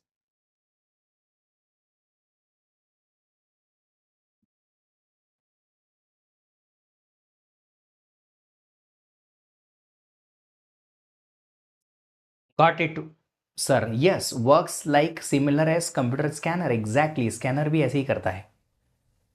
एक साइड से स्टार्ट करता है, इनसे जीरो नहीं आएगा, नहीं बेटा, जिस डायरेक्शन से आपको पलटना है, देखो आप कॉर्नर में वहां तक जाओगे जहां से आपको पलटी मारनी है, पलटी मारनी है। आप यहां से गए, शुरू किया, यहां से आपको रिटर्न मारना था, हां, क्योंकि पेंडिंग रिक्वेस्ट थी पीछे की डायरेक्शन पे, तो आप इधर आए और यहां तक गए, बस। इसके बाद कोई पेंडिंग रिक्वेस्ट है नहीं, नहीं है। अगर होती तो आप जीरो तक जाते और फिर पलट के आते, अभी है नहीं, तो आप फिर लास्ट 6 तक ही गए, है ना। अगर स्मॉलर वैल्यू होता क्वेश्चन में तो 0 के बाद हेड मूवमेंट होता। क्यों भैया, ऐसा क्यों? कोई भी स्मॉलर वैल्यू होती तो 6 से और थोड़ा आगे चले जाते, उस लास्ट तक तो पहुंच ही जाते। अच्छा, एक और चीज इस क्वेश्चन में मैं बता दूं कि स्कैनर में जरूरी नहीं कि ये स्टेटमेंट आपको मेंशन हो। स्कैन जो एल्गोरिदम है उसमें ऐसा ना दे रखे और दूसरी चीज दे रखी हो इस तरीके से, यही इंफॉर्मेशन को बताने के लिए ये ऐसा बोल सकते हैं कि आपकी जो सेकंड लास्ट रिक्वेस्ट थी, इसके पहले करंट पोजीशन पे पहुंचने के पहले सेकंड लास्ट जो पोजीशन थी वो 34th पे थी, और उसके बाद में अभी लास्ट पोजीशन या करंट पोजीशन जो है वो है 50th पे। क्या कहना चाहते हैं यहां पे कि आप 34 से 50 की तरफ आए हो तो आप 50 से और किधर जाओगे? बड़ी वैल्यू की तरफ जाओगे। तो रादर देन आपको ये दे रखे कि आपका जो हेड है वो larger value of cylinder number की तरफ मूव हो रहा है, इंफॉर्मेशन को ऐसे भी दिया जा सकता है कि 50 के पहले सेकेंड लास्ट जो रिक्वेस्ट थी वो 34 पे थी। तो हमें इतना इंफॉर्मेशन समझनी पड़ेगी, वहां से एक्सट्रैक्ट करना पड़ेगा कि 34 से 50 पे आए मतलब बड़े नंबर की तरफ जा रहे हैं। सर अगर 180 के बाद रिक्वेस्ट नहीं है, वही तो मैं चीख चीख के चिल्ला चिल्ला के बोला था बाबू कि जो ये एल्गोरिदम है इनका कहना है कि अगर आपको रिटर्न मारना है तो कॉर्नर तक जाना पड़ेगा। अगर हमें बोला होता क्वेश्चन में कि आपको स्मॉलर वैल्यू की तरफ पहले जाने का है, तो आप अगर स्मॉलर वैल्यू की तरफ जाएंगे तो इधर जाएंगे, इधर जाएंगे, इधर जाएंगे, 0 तक जाएंगे, और 0 से पलटी मार के रिटर्न मार के और 180 तक आएंगे। ये एल्गोरिदम है, मैं नहीं कह रहा इसमें कुछ भी। अगर सेकेंड लास्ट 75 हो तो सर ये, यार ये तुम क्वेश्चन पूछते क्यों हो? अपना दिमाग भी तो लगाया करो। मेरे दिमाग की कितनी बार टेस्टिंग करोगे? गेट वालों ने भी 5-6 बार टेस्टिंग कर ली, तुमने लाखों बार टेस्टिंग कर ली और पाया कि मैं तो इंटेलिजेंट हूं। थोड़ा तुम भी इंटेलिजेंस फील करो अपने आप को। अगर भैया सेकेंड लास्ट 75 पे है और उसके बाद 50 करंट पोजीशन है, इसका मतलब तुम उल्टी डायरेक्शन में जा रहे हो इधर, तो पहले इधर को फुलफिल करो, यहां जाओ और फिर 180 तक आओ। सिंपल सी बात है। 0 तक क्यों नहीं गए? क्योंकि मुझे पलटी नहीं मारनी है, 6 के बाद मुझे पलटी नहीं मारनी ना। और कोई रिक्वेस्ट पेंडिंग थी नहीं, मैंने यहां पे पलटी क्यों मारी? क्योंकि मुझे उस 50 के लेफ्ट साइड में कुछ रिक्वेस्ट पेंडिंग में थी जिनको फुलफिल करना था, इसलिए कॉर्नर तक गया और इधर आया। नहीं सर मुझे पता था तो वो टाइप करना था ना पहले। पता था तो टाइप करना था। यार इसमें अब एग्जाम्पल देने का क्या है? आपने ये देखना है कि 50 से मैं किधर जाऊं, सबसे पहले लेफ्ट साइड या राइट साइड, क्वेश्चन में मेंशन होगा। शुरू करो उधर जाना, कॉर्नर तक जाओ, पलटो, और रिटर्न में जो रिक्वेस्ट पेंडिंग में थी उनको फुलफिल कर दो, जहां आखिरी है वहां रुक जाओ, काम खत्म। इसमें और क्या एग्जाम्पल लेना, सिंपल सी बात है। अब इसमें एक सर्कुलर स्कैन आता है, सी स्कैन, पर पहले स्कैन की कुछ पॉइंट है जो देख लो। वैसे इन पॉइंट का कुछ खास फर्क पड़ता नहीं क्योंकि क्वेश्चन आते नहीं है थियोरेटिकल पॉइंट के, बट फिर भी मैं ले आया हूं। रिस्पॉन्स टाइम में वेरिएंस कम ही रहेगा। वेरिएंस मतलब कि किसी का रिस्पॉन्स बहुत ज्यादा टाइम ले रहा है और किसी के रिस्पॉन्स में कम टाइम ले रहा है, ऐसा नहीं होता है। तो वेरिएंस कम ही रहेगा, जैसा कि एसएसटीएफ में उल्टा था।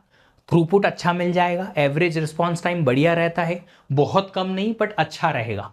डिसएडवांटेज ऐसा है कि मान लो आप 50 से अभी अभी इधर निकल गए और इधर की रिक्वेस्ट पेंडिंग रह गई तो गड़बड़ हो जाएगी। जैसे कि तुम्हारे मार्केट में नहीं होता है कि मार्केट में गए तुम, है ना, मार्केट में गए, लेट्स से ये है आपका घर, आपके घर से आप यहां तक पहुंच गए मार्केट में, अभी यहां यहां और जाना है मार्केट में, और आपकी मम्मी ने कहा कि यहां यार एक शॉप है वहां से ये चीज लेके आना, ओवर द कॉल बताया, यहां पहुंच गए मार्केट में, उसके बाद बोल रहे हो कि यहां वाली एक शॉप पे से ये वाला सामान लेके आना। तो तुम क्या उल्टा वापस जाओगे और वापस इधर आओगे? नहीं, आप बोलोगे हाँ मम्मी लेके आ जाऊंगा। तुम क्या करोगे, इधर पहले चले जाओगे कॉर्नर तक, लास्ट वाली शॉप पे सारा सामान लेके आओगे और वापस लौटते वक्त इस दुकान से सामान लेके घर पहुंच जाओगे। जिंदगी में ऐसा बहुत बार हुआ होगा।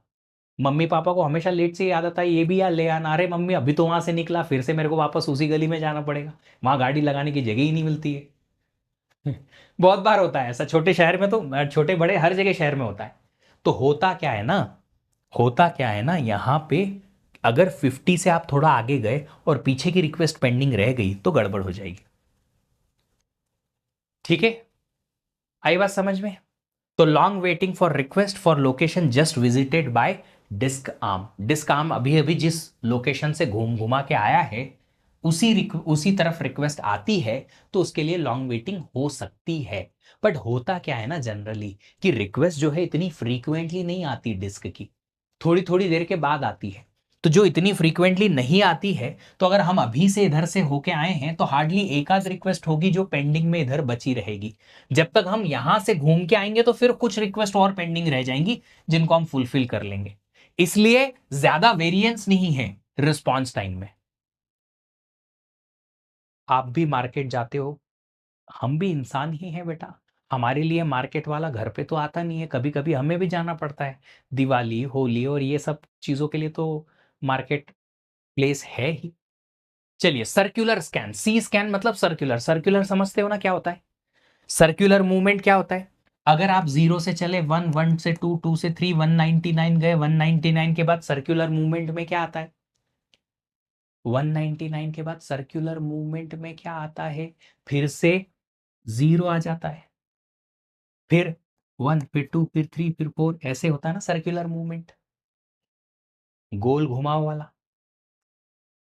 तो सर्कुलर स्कैन क्या कहता है? स्कैन जैसा ही काम है भैया। भैया ई स्कैन जैसा ही काम है, पर थोड़ा सा अलग है। कैसन है भैया? बताइएगा जरा, बता देते हैं भैया। ई देखिए, सबसे पहले आप लार्जर नंबर की तरफ गए, 72, 72 से 130, 130 से 160, 160 से 180, 180 से 199, 199 से जाओ जीरो पे, 199 से जाओ जीरो पे। कहाँ जीरो कहाँ है? अब देखो प्रॉब्लम क्या है ना, बोला तो हमने सर्कुलर है कि 199 के बाद जीरो आएगा, पर आप ये है 0 सिलेंडर, 1 सिलेंडर, 2 सिलेंडर, 3 सिलेंडर, और यहाँ 199 रीड राइट हेड लेते लेते यहाँ 199 पे आ गए, और पीछे जाओगे तो जीरो मिलेगा क्या? नहीं मिलेगा ना। तो इस रीड राइट हेड को वापस रीसेट करेंगे जीरो पे, करेंगे ना? करेंगे। तो जीरो पे रीसेट करेंगे मतलब रीड राइट हेड को फिर से कोने में लेके आओ। ओके, तो हम यहाँ पे कॉर्नर टू कॉर्नर मूवमेंट चलाएंगे। कहाँ गया? 199 से जीरो पे लेके गए, फिर जीरो से वापस उसी डायरेक्शन में ग्रेटर साइड जाके और रिमेनिंग रिक्वेस्ट को पूरा कर दो। ये है सर्कुलर स्कैन।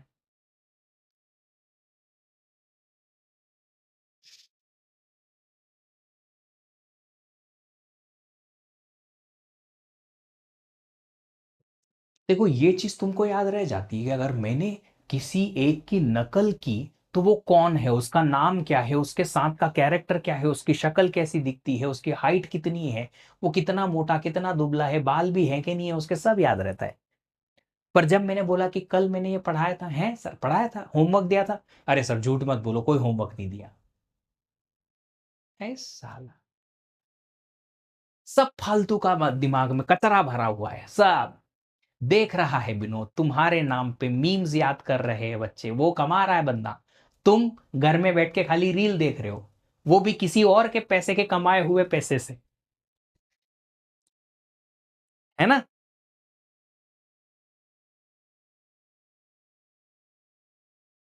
सर आप ऑर्डर को सॉर्टेड में क्यों लिखे हैं?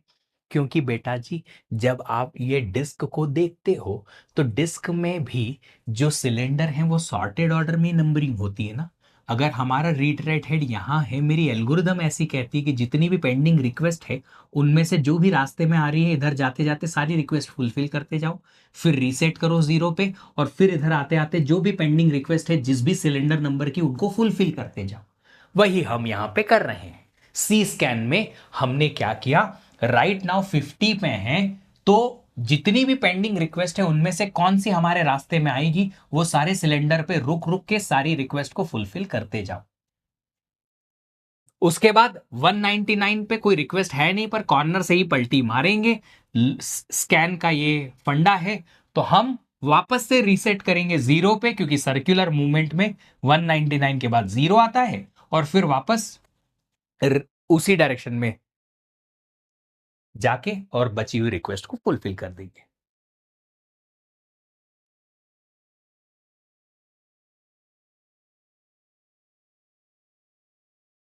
That is what circular scan.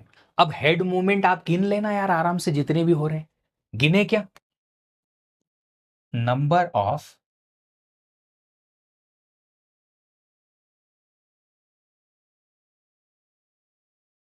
Head movements कितने हो जाएंगे, 199 माइनस 50, फिर 199 माइनस 0 रीसेट करने के लिए, और उसके बाद 33 माइनस 0,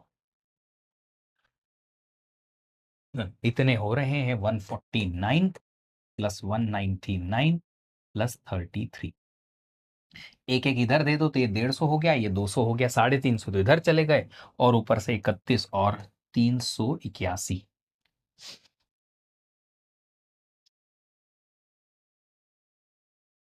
चलिए, इसका एक एडवांटेज है कि more uniform wait time compare to scan. Scan से ज्यादा यूनिफॉर्म वेटिंग टाइम होती है और कुछ भी खास नहीं है।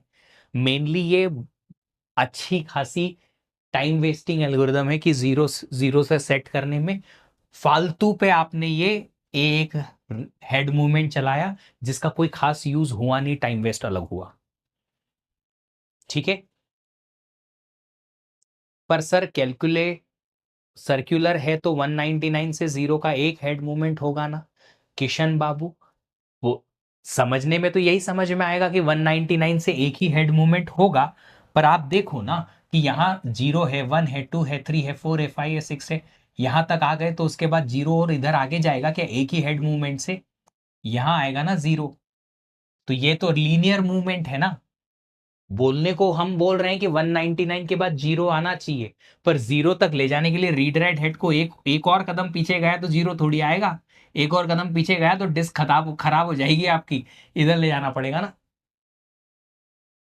चलिए, अब ये जो स्कैन है, इस स्कैन और सर्कुलर स्कैन का ही एक थोड़ा सा ऑप्टिमाइज्ड वर्जन है। स्कैन का ऑप्टिमाइज्ड वर्जन है लुक, और सर्कुलर स्कैन का है सर्कुलर लुक। क्या कहता है, यही कहता है जो आपका दिमाग इतनी देर से कह रहा था कि भैया ये कॉर्नर में ले जाने का क्या जरूरत है, 199 तक क्यों जाएंगे, 180 के बाद अगर कोई पेंडिंग रिक्वेस्ट नहीं है तो यहीं से पलट जाइए ना, यहीं से पलट जाओ ना, बस वही है लुक, नथिंग डिफरेंट।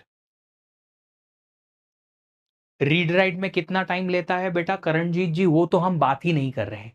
यहां एक बार इस पर्टिकुलर हेड पे आएगा यहां 72 में, उसके बाद का जो एक्स्ट्रा रीड राइट टाइम है उसे हम कैलकुलेट नहीं कर रहे, क्योंकि रीड राइट टाइम तो जो लगना है वो लगना ही है, उसे हम बचा नहीं सकते।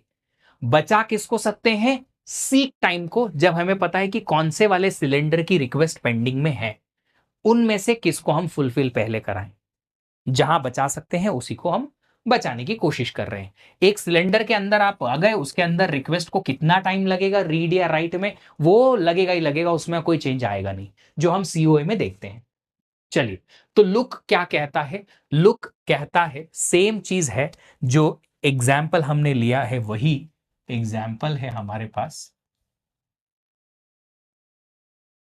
कि हम एक बार अगर एक डायरेक्शन में मूव किए तो जहां आखिरी रिक्वेस्ट है वहीं से आप पलट जाइए, कॉर्नर तक जाने की जरूरत नहीं है। तो 50 से, क्वेश्चन में जस्ट बिकॉज मेंशन है कि लार्जर वैल्यू की तरफ मूव करेंगे, तो हम 50 से मूव करेंगे 72 पे, 72 से 130 पे, फिर 160 पे, फिर 180 पे। इसके आगे कोई रिक्वेस्ट पेंडिंग नहीं है तो यहीं से पलट जाइए और रिटर्न में जो रिक्वेस्ट पेंडिंग है उनको फुलफिल कर दीजिए। ये रहा लुक।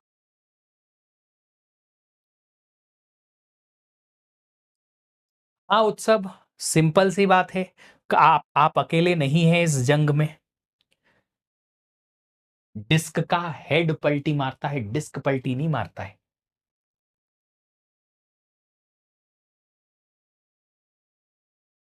तो क्या किया इसमें? लुक और स्कैन में क्या डिफरेंस है? स्कैन में हम कॉर्नर तक जाते हैं, लुक में हम लास्ट रिक्वेस्ट जहां है वहां से पलट जाते हैं। नंबर ऑफ हेड मूवमेंट्स कितने हुए गिनो जरा।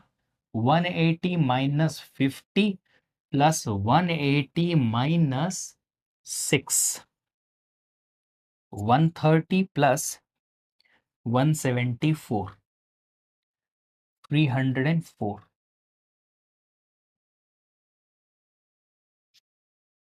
स्वार्थी दुनिया है हम लोगों की।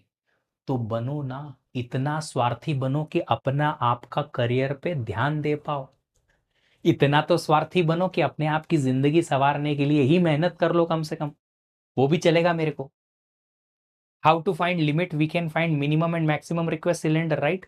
जो रिमेनिंग पेंडिंग है उसको चेक तो कर ही सकते हैं। ये तो ऑपरेटिंग सिस्टम के पास में डिस्क की क्यू में सारी रिक्वेस्ट पेंडिंग में है ना, तो उनको चेक तो कर ही सकता है ना कि 180 के बाद और कोई सिलेंडर की रिक्वेस्ट पेंडिंग तो नहीं है। नहीं है तो पलटी मारो, उधर जाओ। सर ये हेड रियल में मूव करता है? ऑफकोर्स मूव करता है बेटा। सीओए पढ़ोगे तो पता चल जाएगा हेड मूवमेंट होता है आगे पीछे। चलो अब लुक और सर्कुलर लुक में क्या अंतर है? सर्कुलर लुक में वही चीज जो हमने पहले की थी। क्या की थी? कि हम रीसेट करेंगे। पर जब लास्ट टाइम हम रीसेट कर रहे थे सी स्कैन में तो कॉर्नर टू कॉर्नर कर रहे थे। इस बार कॉर्नर टू कॉर्नर नहीं करना है, last request to last request जाना है। समझ रहे हो ना? लास्ट रिक्वेस्ट से ही लास्ट रिक्वेस्ट तक जाना है क्योंकि ये लुक वाला मामला है, सर्कुलर वाला नहीं। सॉरी, स्कैनर वाला नहीं। 0, 6, 14, 33, 50, 72, 130, 160, 180 और 199, इन सारे सिलेंडर्स की रिक्वेस्ट हमारे पास पेंडिंग में है। हम सबसे पहले जाएंगे 50 से लार्जर साइड में, क्योंकि ये क्वेश्चन में मेंशन है। जब लास्ट कॉर्नर वाली रिक्वेस्ट पे पहुंच गए, पलटी मारो, सबसे आगे वाली रिक्वेस्ट तक जाओ और फिर रिटर्न में आके रिमेनिंग रिक्वेस्ट को फुलफिल करा दो। इनको इम्प्लीमेंट कर सकते हैं बिल्कुल बेटा जी, सबको कर सकते हैं। शिवांश पूछो आपके ओएस से कि कौन सी एल्गोरिदम है आप में। आपके ऑपरेटिंग सिस्टम से एक बार पूछो कि भाई तू कौन सी एल्गोरिदम यूज कर रहा है, देखो तो। एक बार विंडोज और यूनिक्स लिनक्स के केस स्टडी उठा के देखो और चेक करो कि उनमें क्या यूज होता है। पढ़ो तो सर, मजा आएगा। कितने हेड मूवमेंट्स हुए?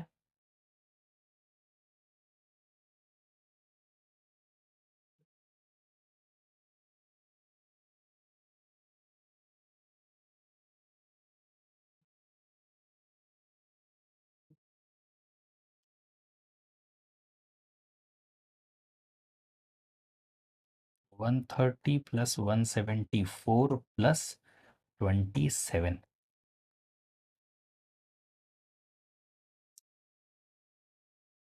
ये हो गया 304, 331। इसके डाउनलोड कहाँ से कर सकते हैं रिसर्च पेपर? बेटा अगर रिसर्च पेपर एक्सेस आपको मिल जाएगा तो आप कर लोगे, नहीं मिलेगा तो फिर मुश्किल है। आपको एक्सेस वैसे भी नहीं होगा। रिसर्च पेपर तो ऐसे ही आप गूगल रिसर्च पे सर्च करोगे तो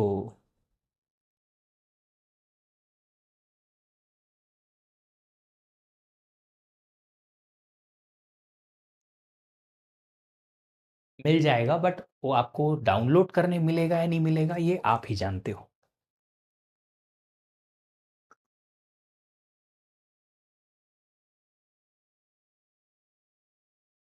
सर 199 पे हुआ तो लार्जर एलिवेटर केस में 0 से स्टार्ट होगा। अनिरुद्ध, मैं समझ नहीं पा रहा हूं क्या कह रहे हो। हाँ जी, ऑपरेटिंग सिस्टम का थ्योरेटिकल पार्ट ओवर हो गया है। देखो, स्कैन में अगर कोई रिक्वेस्ट आपके पास पेंडिंग में है, यहां तक तो जाएंगे, नहीं भी है तो भी जाएंगे।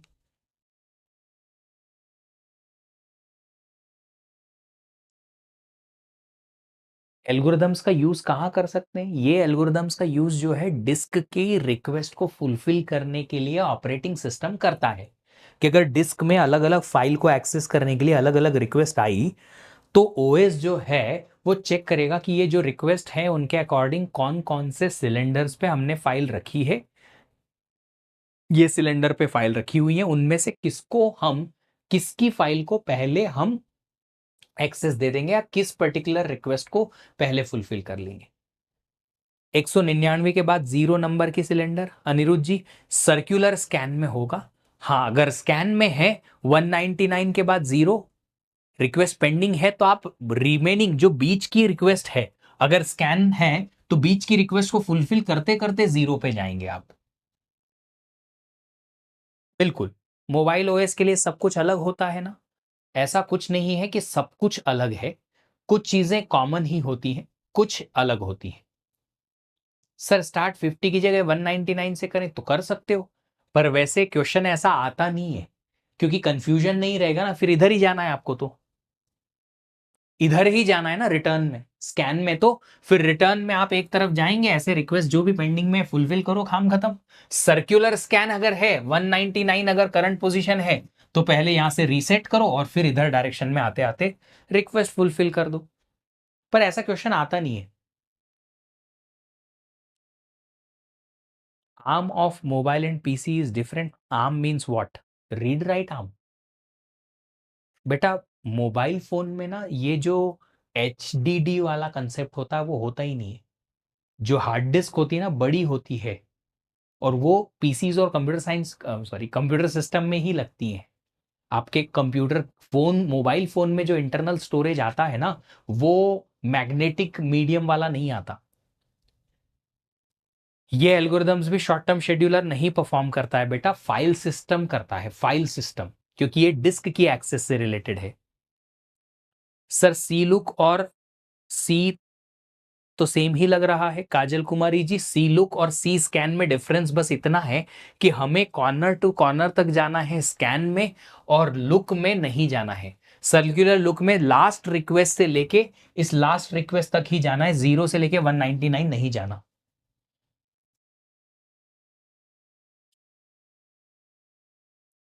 कौशिक जी, इंग्लिश बैच में एल्गोरिदम के टीचर की क्लास स्टार्ट होगी starting from 27th of this month, और सर का लॉन्चिंग जो है 26th का है। अगर मोबाइल में मैग्नेटिक डिस्क आए तो मोबाइल, हाँ, थोड़ा नहीं, ऑफ कोर्स मोटा हो जाएगा, हैवी भी हो जाएगा, प्लस स्लो हो जाएगा, जितने स्लोनेस की आपको आदत नहीं। मुझे इतना समझ आया कि हम डिस्क एक्सेस टाइम के लिए ये एल्गोरिदम पढ़ रहे हैं। क्रिश, यस, बिल्कुल, जो आपने सोचा सही सोचा कि डिस्क में जो अलग अलग प्रोसेसेस ने अलग अलग फाइल को रीड करने की रिक्वेस्ट डाल रखी है, उनमें से किस प्रोसेस की फाइल की रिक्वेस्ट फाइल सिस्टम जो है डिस्क से पहले रीड राइट कराएगा, ये रिक्वेस्ट एल्गोरिदम के अकॉर्डिंग फिल होंगी।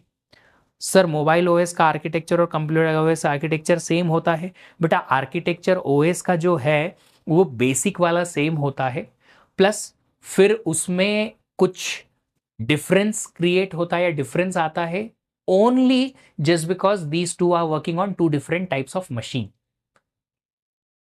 पराक्रम, इंग्लिश बैच में एल्गोरिदम आप लेंगे? नहीं बेटा, एल्गोरिदम के एक नए टीचर आने वाले हैं।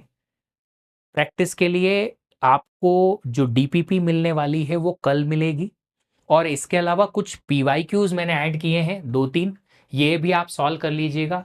एस्पेशली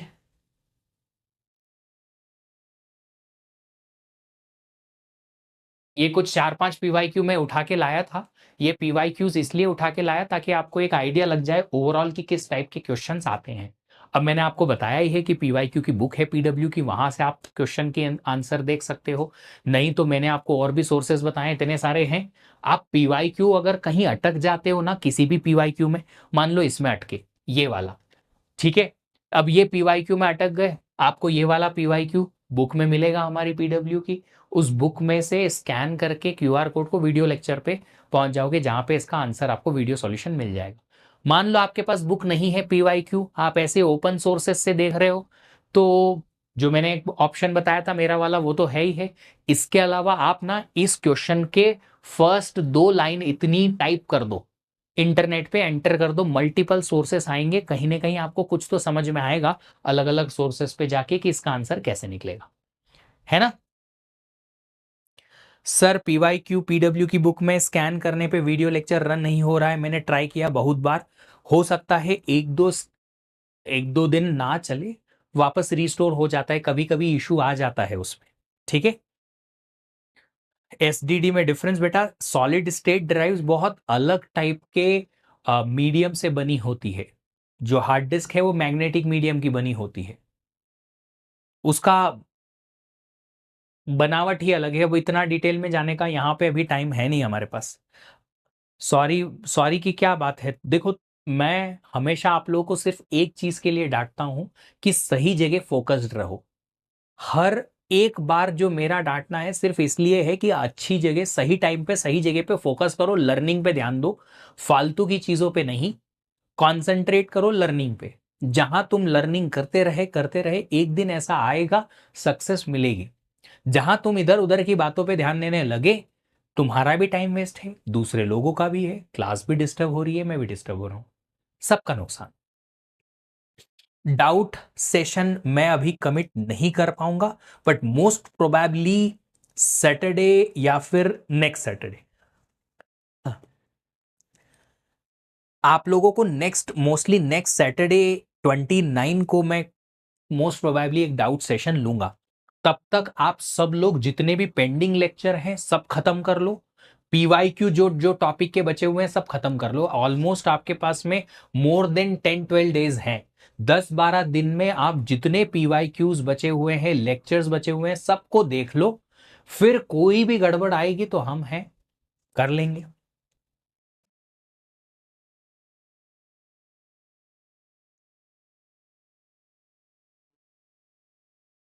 दीपराज खाली टाइप करना है।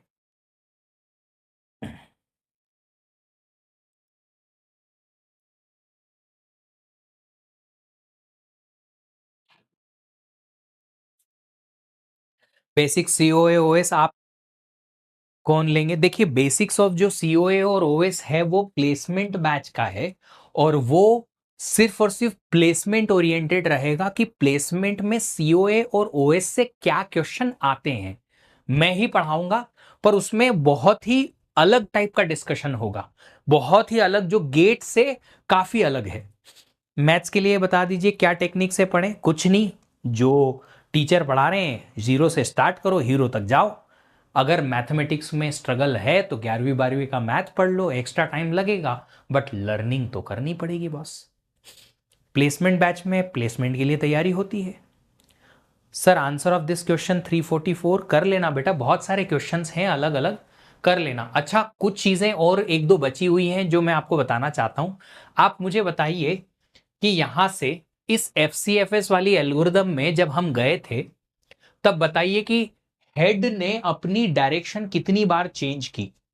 How many number of times the head direction has been changed,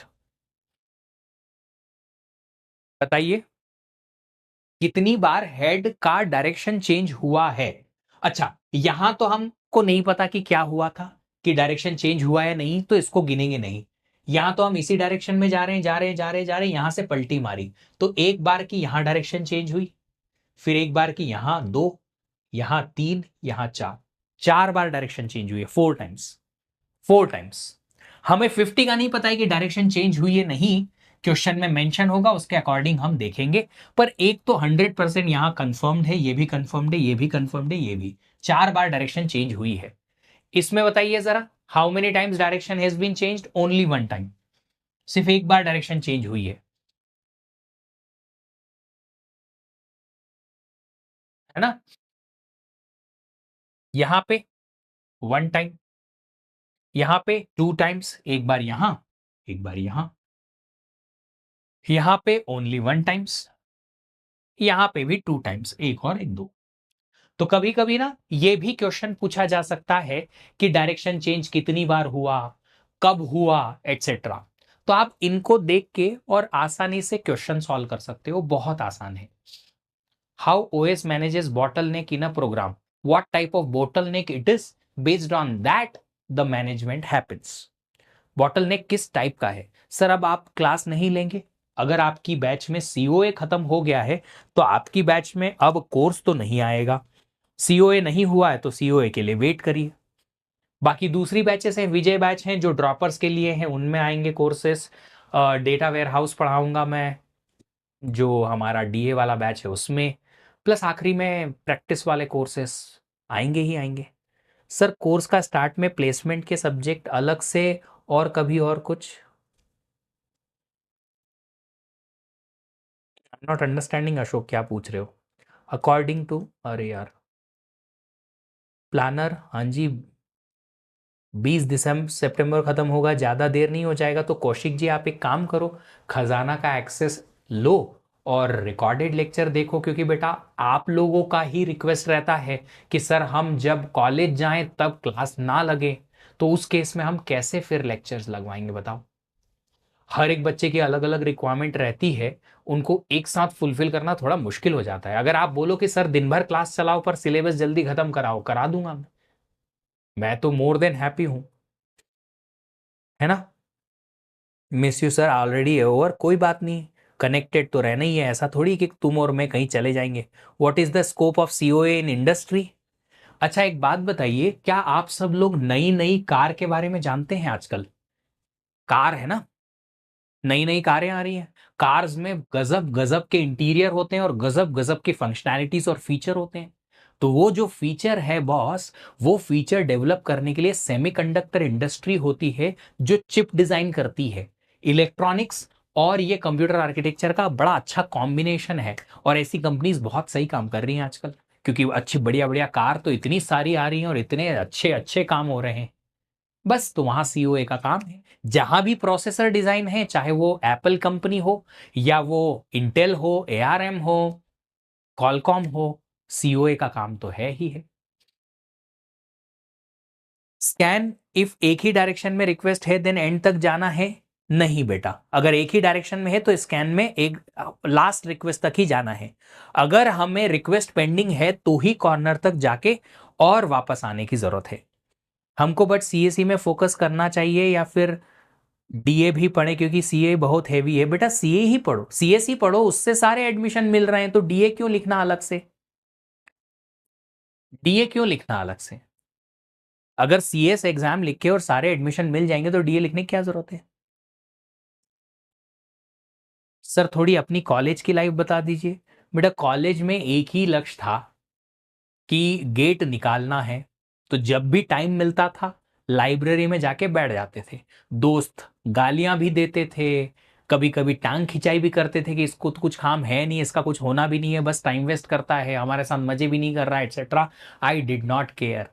मुझे वो पता भी नहीं है कि लोग कहाँ हैं, वो क्या कर रहे हैं, आधे से ज्यादा लोगों के बारे में आइडिया नहीं है कि वो क्या कर रहे हैं, जो मुझे गाली देते थे। बट मेरा एक काम था कॉलेज में कि जब टाइम मिला कि हाँ यार ये लेक्चर तो बंक करना है या ये लेक्चर खाली है, लाइब्रेरी में गए, पढ़ने बैठ गए। इतनी सारा काम पेंडिंग होता था कि कहीं ना कहीं सिर्फ और सिर्फ एक ही लक्ष्य होता था कि भाई पढ़ लो पढ़ लो पढ़ लो।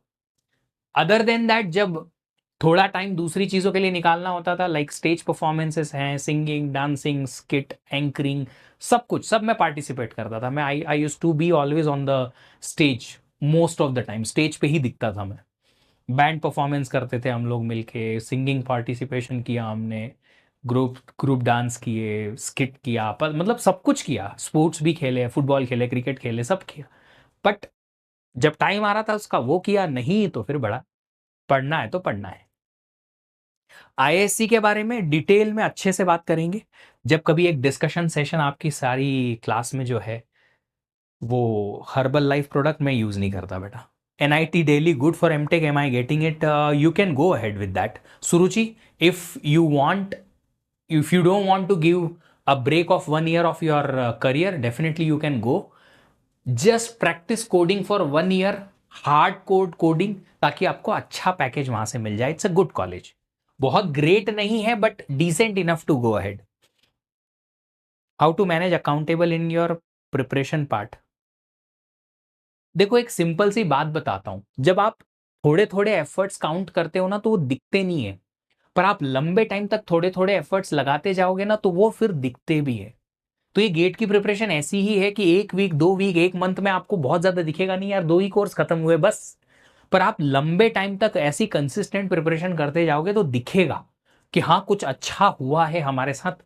अंडरस्टैंडिंग बढ़ी है, लर्निंग बढ़ी है, ग्रास्पिंग पावर बढ़ी है, लेक्चर देखने की कैपेबिलिटी बढ़ी है, लंबे टाइम तक पढ़ाई करने की कैपेबिलिटी बढ़ी है, बहुत कुछ है। सर प्लेसमेंट में क्या मैथमेटिक्स पूछते हैं? यूजुअली इंटरव्यूज में तो नहीं पूछते, कभी एक आध क्वेश्चन छोटा मोटा पूछ लिया तो पूछ लिया, वरना बहुत रेयरली पूछा जाता है मैथ। आईआईटी बॉम्बे में इंटरव्यू लेते हैं क्या एमटेक के लिए? बेटा अगर डायरेक्ट एडमिशन चाहिए तो नहीं लेते हैं। फिर एक इनडायरेक्ट एडमिशन की भी कैटेगरी आती है एमटेक रिसर्च की, जो गेट की रैंक के थ्रू एमटेक होता है उसमें नहीं लेते। फिर एक एमटेक रिसर्च की कैटेगरी आती है जिसमें अराउंड 1500 तक की रैंक के भी स्टूडेंट्स को कॉल किया जाता है इंटरव्यू के लिए। अगर उनका इंटरव्यू अच्छा जाता है तो सिलेक्शन हो जाता है। जैसे हमारा एक स्टूडेंट है इस साल का, उसको 1500 रैंक आई थी, उस पे उसका सिलेक्शन हो गया आईआईटी बॉम्बे एमटेक रिसर्च में। वो इतना खुश है, इतना खुश है, इतना खुश है, उसको बिलीव ही नहीं हो रहा कि सर, मेरे को मैसेज करता है सर आईआईटी बॉम्बे का मेल आया, मेरे को सिलेक्शन हो गया, पता नहीं क्या किया इन लोगों ने, मेरे को कैसे सिलेक्ट कर लिया। बट होता है। चलिए बहुत सारी चीजें हैं, बात करते रहेंगे।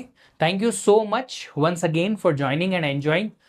लर्निंग बंद मत करना, चाहे मैं आपके सामने दिखूं या ना दिखूं, मेरी शक्ल रोज याद करना और याद करते रहना, और ये याद रखना कि सर हमेशा डांटेंगे अगर हम पढ़ाई नहीं करेंगे। हमारा अपना करियर बनाना है, सर पीछे पड़े हुए हैं, हमको भी अपने आप को पीछे पड़ना है, पढ़ते रहिएगा।